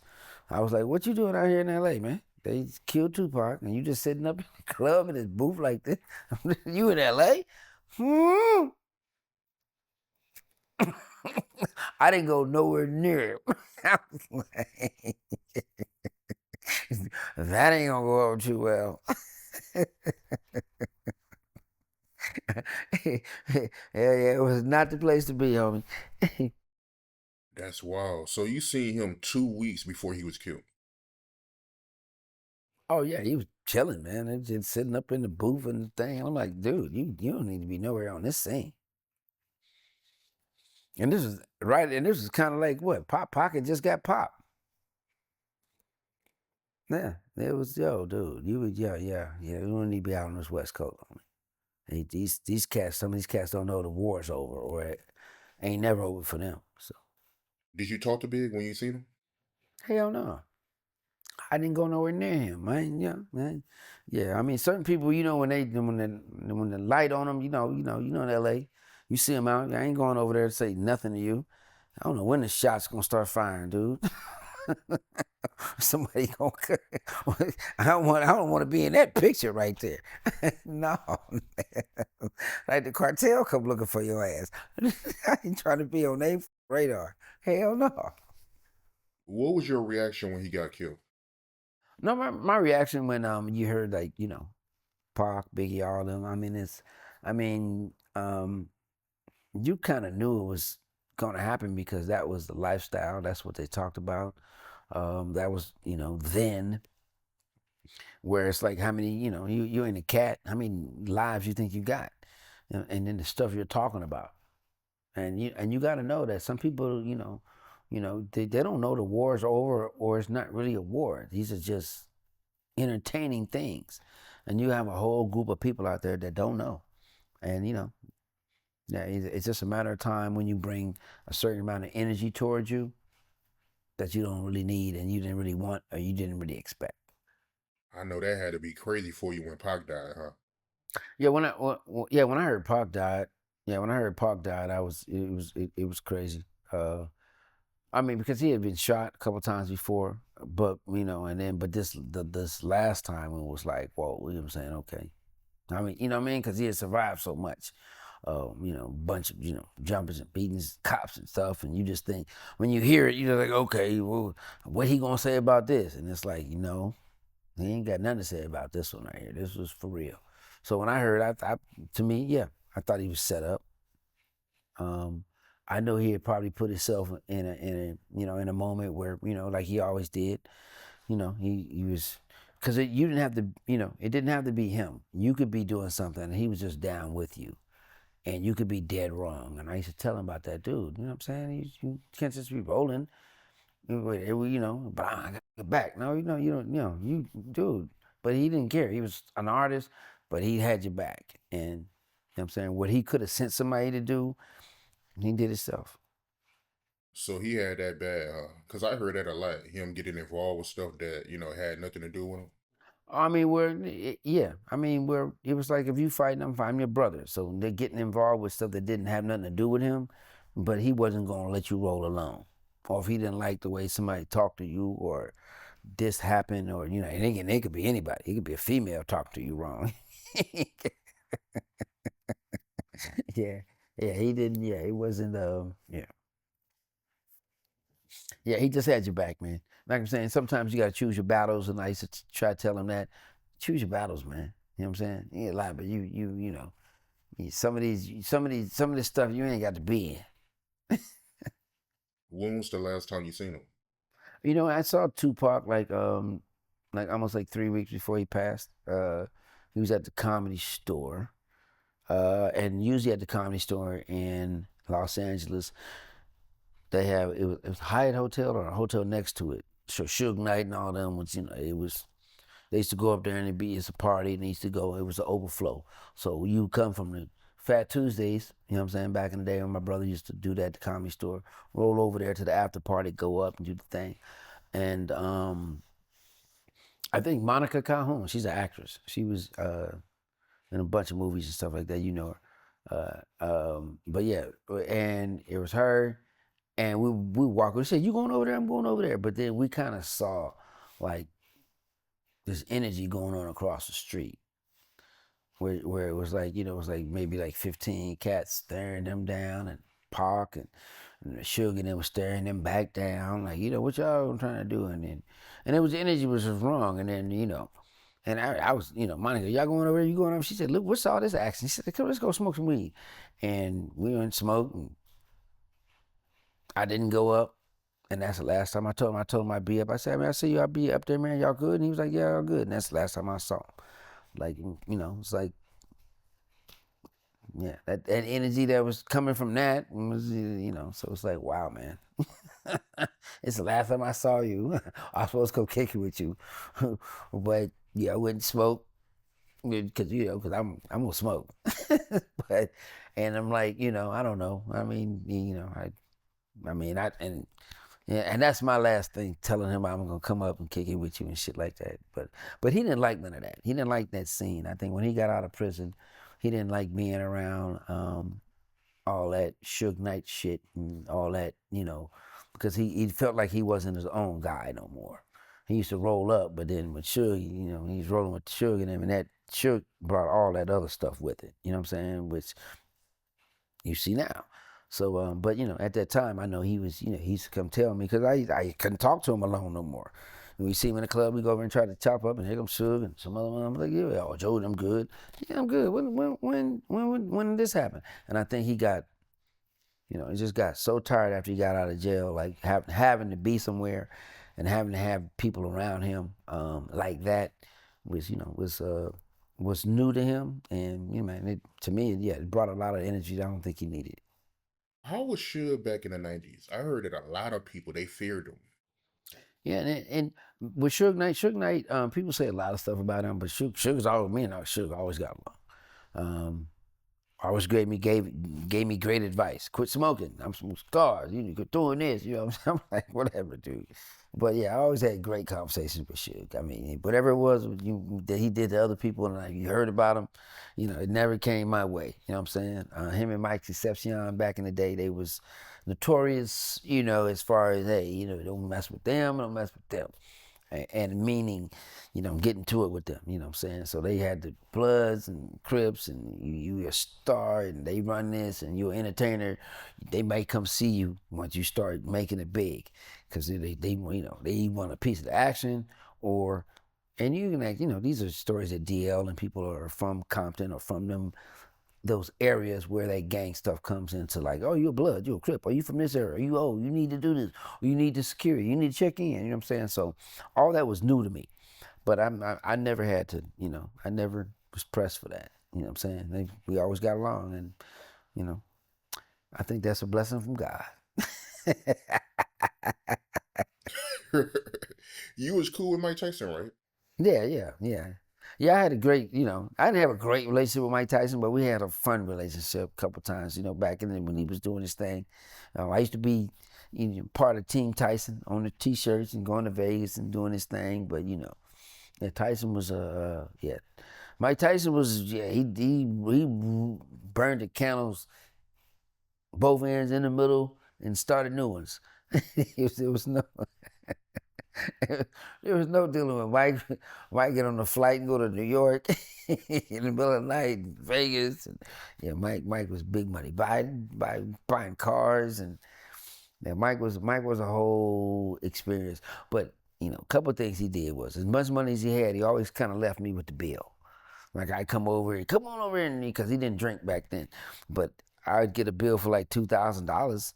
For like, dude, I just came over here and one drink. I'm paying for the table. You got it. Yeah, I got it. I don't know these cats. Yeah, Mike used, a couple times he tried to stick me with a bill back in the day. I used to be like, Then I go outside and he'd be like, "Give me a nugget." Hey, I'm like, "What the?" So yeah. Yeah, I got some Mike Tyson leaving me with the Bill stories, and I just came over there to take a picture of Polaroid, or you called me over here. Next thing you know, he was slick with that. And then I'm here and I'll be right back. And next thing you know, Mike's leaving, and they come with me to the check. I used to be like, this is Mike table. He was slick with that one. You and Jaleel White, y'all used to play basketball, and I came across a video where he said that you wasn't a rival of his. I guess he used to beat you in basketball, right? Now, back in the day, I used to play a lot of basketball. That was my thing. To work out, stay in shape, lose my weight, do my stuff. And yeah, you got a lot of entertainers that think they can play. Everybody want to be Jordan. Jaleel White, one of them. You know what I mean? He really thought. I think he went to camps and tried to play because he was trying to get out of that. I'm not Urkel. So he was always trying to prove I ain't Urkel. You know what I mean? I can hoop. I'm sexy. And, for real, anytime, boy, he used to get mad, boy, if you called him Urkel or do some Urkel stuff. Back in the day. But it was like, dude, you're Urkel. You making millions of dollars being Urkel. But he used to have to prove that he wasn't so hooping. He used to come out there and try to, I used to get physical with him, knock him down, give him elbows, and he used to be mad. He went to fight me a couple times, so he's like, oh, that's how we doing it, Joe? Hey, and trust me, I was a dirty basketball player at sometimes. I could be dirty. You know what I'm saying? Nate Dogg, you know what I'm saying? We used to battle. And he used to be like, man, you do that again, we could be outside. Yeah, we used to. Yeah, I throw my bows back in the day. You know what I mean? Yeah, I'm gonna let you know. You coming over my back on a Leo DiCaprio. He'll know. I got a picture of me about to shoot him a bow. It's in my studio. He look it up. I'm like, because Leo tall. Leo like 6'1", 6'2". So he's like, we used to hoop back in the day. And you can see me about to, I'm about to tear your ribs up. You better when we jumping around me and you got your stomach exposed. I'm about to tattoo you. So who used to win the most between y'all teams? Because he said that you wasn't competition. You wasn't a rival. So. No, no, we played in a league. So no, so rivalry. So no, but he was like no. So when I used to have my basketball game, St. Louis. It's called the Give Back Love Foundation. So I used to fly 40 people and entertainers in town, different celebrities, Dean Cain, Superman, Moses Malone, Shaq would come in, Jaleel, Megan Good, Vivica Fox. I mean, you keep naming them. I used to, and we would just have a weekend in St. Louis, Give Back the Love Foundation. So he would get mad because he said I used to, stack my team. Tell me what the teams I want to win. I'm like, this is a celebrity game. You know you're not gonna win. Yeah, I got Moses Malone. Yeah, I got T.O. I got Shaq. Yeah, they all John. Yeah, you're not gonna win. You're not coming here to win. You're coming here. So his thing was like it ain't a rivalry, but his thing was come in there and prove himself. And I'm like, this ain't about proving yourself. Just get on the other side. I flew you in and put you up. But in LA, when you have this NBA Entertainment League, we used to do the NBA used to have an entertainment league. Used to be rivals. So you have you try to win, and if we know if your team ain't shit, we coming at you. But Jaleel he used to take that shit real seriously, and it's like, come on, you ain't got to prove you're an athlete. Y'all used to get in little fights. No, he's not. No, Jaleel wasn't a fighter, but he was, he would act like he want to fight. But, he's like, yeah, but it's like, yo, is this Urkel? what, what points are you going to give for beating up Urkel? And Jaleel used to be on it, like, I ain't this. Yeah, dude, stop. You're not going to win this. Even though you don't want to be Urkel. Take that Urkel check, dude, and go on about your business. You did good with that. You know what I mean? So, cause Jaleel was good. Jaleel could play. Don't get it wrong. He could ball. And he took it seriously, but it was like, come on, man. You know what I'm saying? I mean, some people can play in the NBA, some people can't. Some people played in college. Some people. There's different levels of playing basketball and knowing the rules, and you can see that with in the NBA Entertainment League because he had so many people from so many different levels that was in it from all apart. So yeah, you had beef because but it was celebrity beef. You know what I mean? You come on now. I mean, you got. That's why we had it. It's like a private golf club. You know, if you fight, you're getting put out. You can make a business deal, but if you want to beef, then go to the Y or take it out this league. But when we were in that league, yeah, you fought somebody or, you know what I mean, Jamie Foxx won a Grammy. I think he got the same year he won the league. He won a Grammy, his first Grammy. He had a good year. Like, yeah, he was Oscar, Grammy, he was all that. So. But it's like, some people hate on that because you win it. You know what I mean? So, I heard that Pop, he got that 50 niggas tatted while y'all was shooting Poetic Justice, right? Yeah, when Tupac was filming, he did do some things that wouldn't in a consistent way that the movie was being shot. So he was getting stuff like tattoos put on him in the middle of the movie, and it's like, yo, you was just naked yesterday. How you got a tattoo freshly today? And it's like, and then you couldn't really, it was bleeding, or you got to have it patched up. So it's like, so sometimes he would go off and get tattoos, and it's like, yo, dude, you didn't have this, and and yesterday. And now you know what I'm saying? You're doing the same scene, but now you got a tattoo. 50 niggas on your chest. And it wasn't there. So he was always, randomly doing something that altering stuff to his body that wasn't consistent with the film. And it was like, dude, we gotta shoot this like this was the same day. So sometimes, being young and not thinking about that, I mean, yeah, he like the 50 niggas tattoo that came during the movie. It was like he was there one day and you looked and he came back, look what I got. And he was like, but as a young guy, you don't know, I don't know what scenes you're in. I didn't know that it was going to be a problem on the set and what they shot because I wasn't in that scene. You know what I mean? But they were like, yo, dude, you got to quit doing this. And it was some of the things you do as an actor. It's like, yo, you got to make this scene look like this is shot in like a weekend, not over a period of time. So you got to look the same way for 3 days in this movie, even though it took 3 months. You can't change your appearance.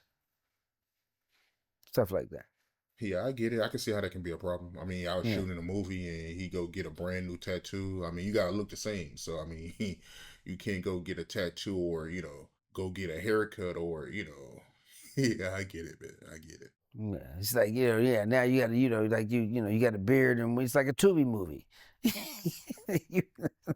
you, you coming down you came out the door with no beard and now you got a beard coming down the steps. It's the same day. What are you or you're a different shade of actor.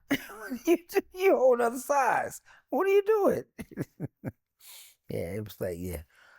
You not real filmmaking. So. Let me ask you this, right?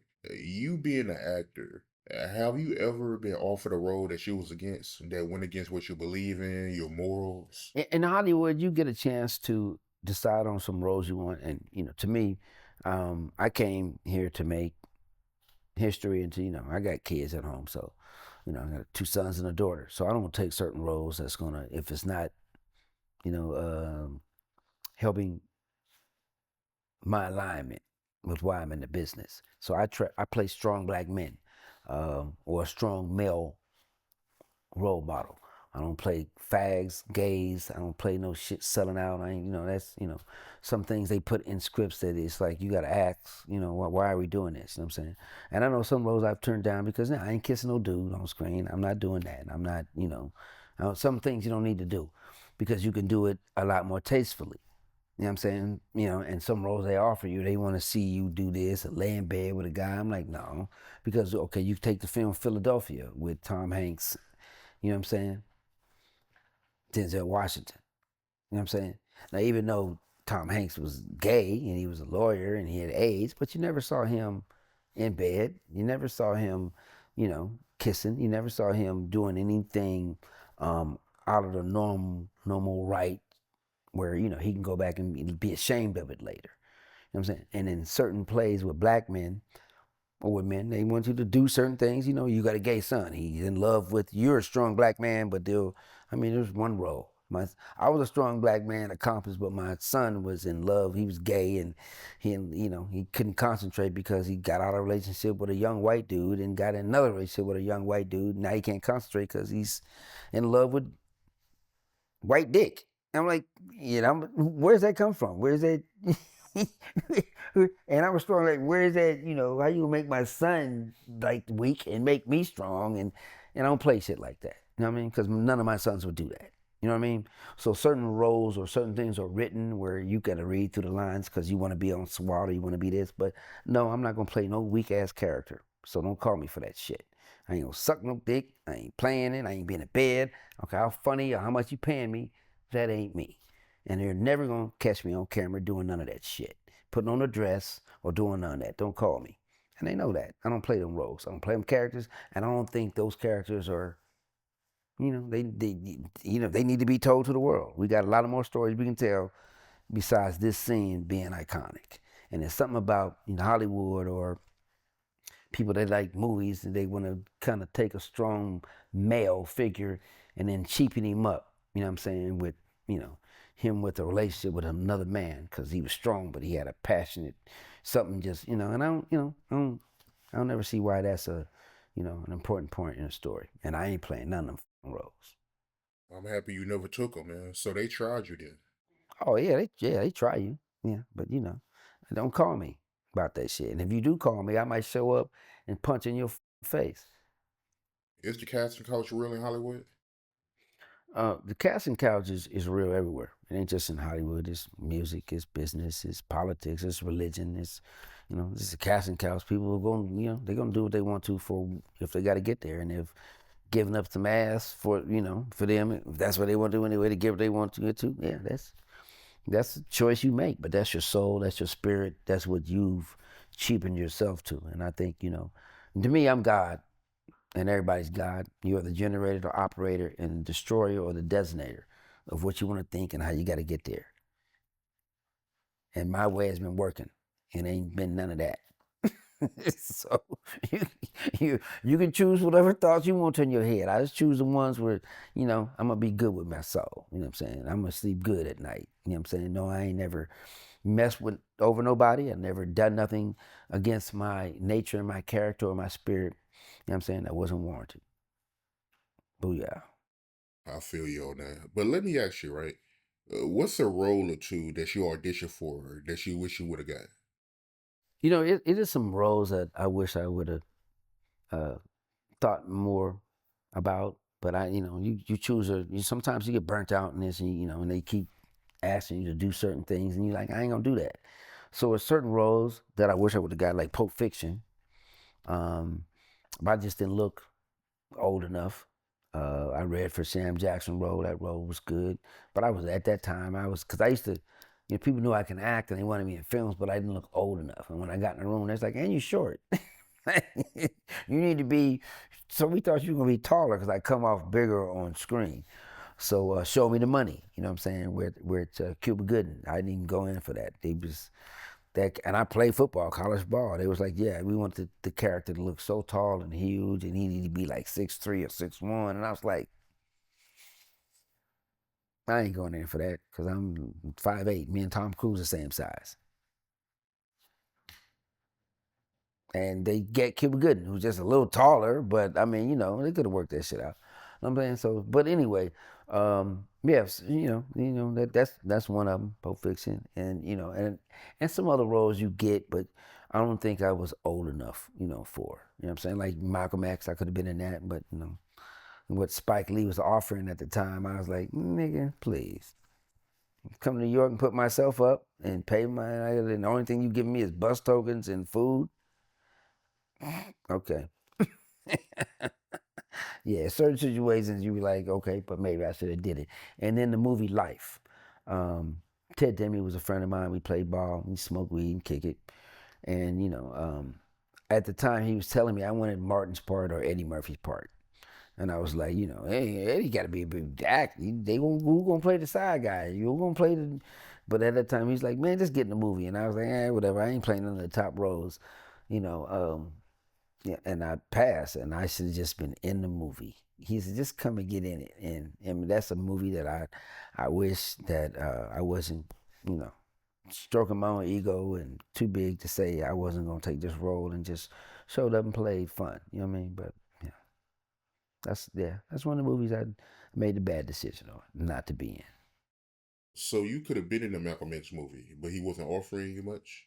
No, I mean it wasn't to me, but Malcolm X, the movie Malcolm X, yeah, I auditioned for it, and you know the role that they wanted, me to play, but the terms were, I had to fly myself in New York, put myself up for the amount of time, and I think my only thing he was giving me was like transportation tokens and food on the set, but I wasn't really getting no real check.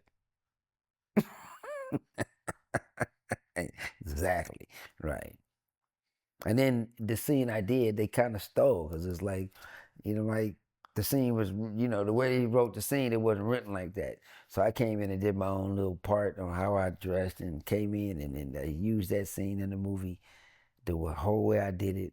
And I was like, you at least could have given me credit for the scene or in the dress because when they asked me my choices why I did this with the character, and I was like, oh yeah, because it was this, and they was like, okay, they wrote the shit down, and I'm like, then they offered me it, but then they kept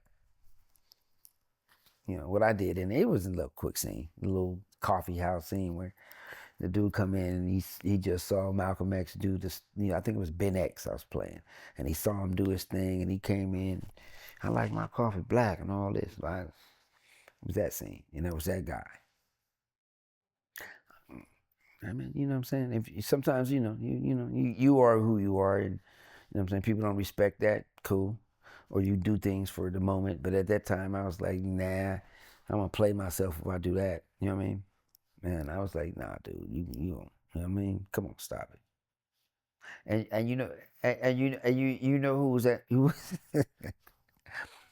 who was at that audition? Who? Drew Barrymore. She was young. She was like 16. She had kind of was trying to find her way back into the acting world. You know what I'm saying? Because the ET was over, and they didn't know what to do with her, and she was auditioning out there, and I was like, she was like 16, 17. So she was looking around, because everybody had on bow ties, and everybody, Denzel was there, Spike, and we was all at audition, and it was like, you next, and I was like, is that Drew Barrymore? That's ET chick. Yeah, that's crazy. She didn't get in the movie either. I don't know what she's auditioning for, but whatever part that was, it was crazy. But I remember seeing her there. Yeah. But looking back at it, you don't feel like that's a good trade off? Where, you go out there to New York, you finance everything, where you gonna live, and when a movie comes out, you get all the exposure. You don't feel like that was fair? Well, I mean, it wasn't, it was, so you can't do certain things at a certain level as an actor. Because then it's, you have a scale. So once you take below this or do that, then now people think, oh, well, now I can just, give you nothing and have you show up. So it was kind of like, because he like, Spike wanted to use local actors. So he was like, I'm not paying him. You get in and do this. I'll put you in the movie, but, I'll feed you and give you tokens to come to, to get here.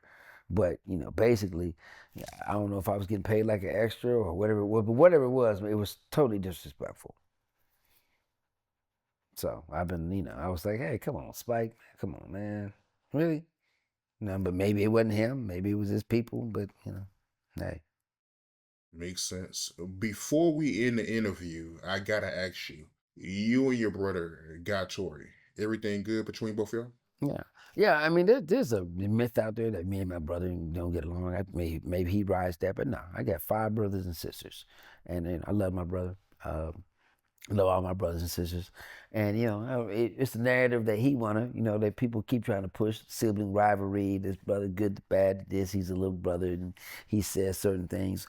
But yeah, he's a little more emotional than me, and he may, you know, probably take to heart, that probably I don't recognize certain things that he want me to recognize because he's my little brother. But I'm like, you my little brother, dude. I ain't got a family. I got 3 kids.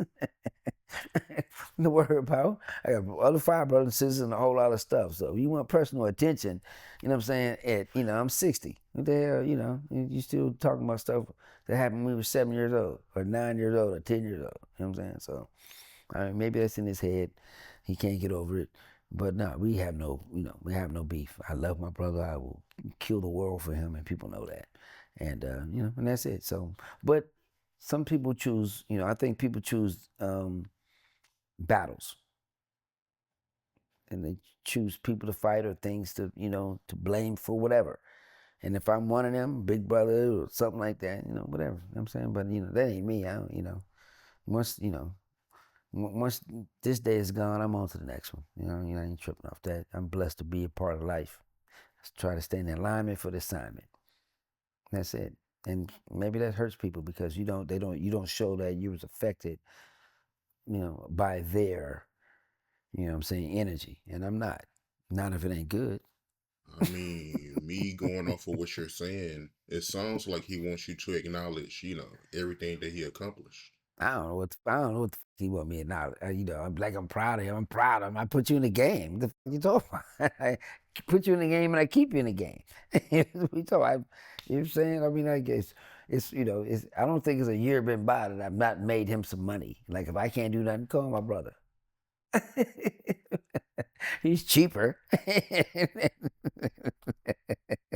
But if I can't do it, keep the money in the family. You know what I mean? But call him. My brother will do it, or he will. He got time. You know what I'm saying? But so I'm like, come on, man.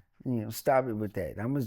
I gave you a whole career, you, and you still bitching about something.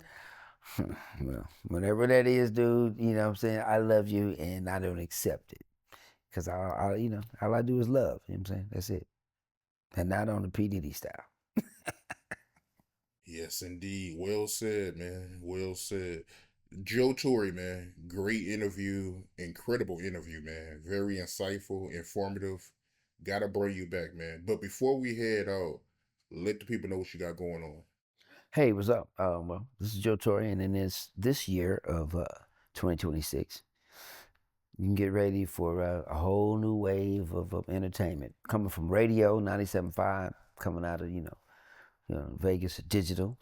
It's gonna have the Joe Torry show, and then you got Soul TV, my streaming platform. So just like Netflix, just like Amazon, Hulu, YouTube, Tubi, Soul TV. Get your watch on. You'll see my specials, you'll see TV shows, and you'll see a whole lot of content. It's good for your soul. That's it.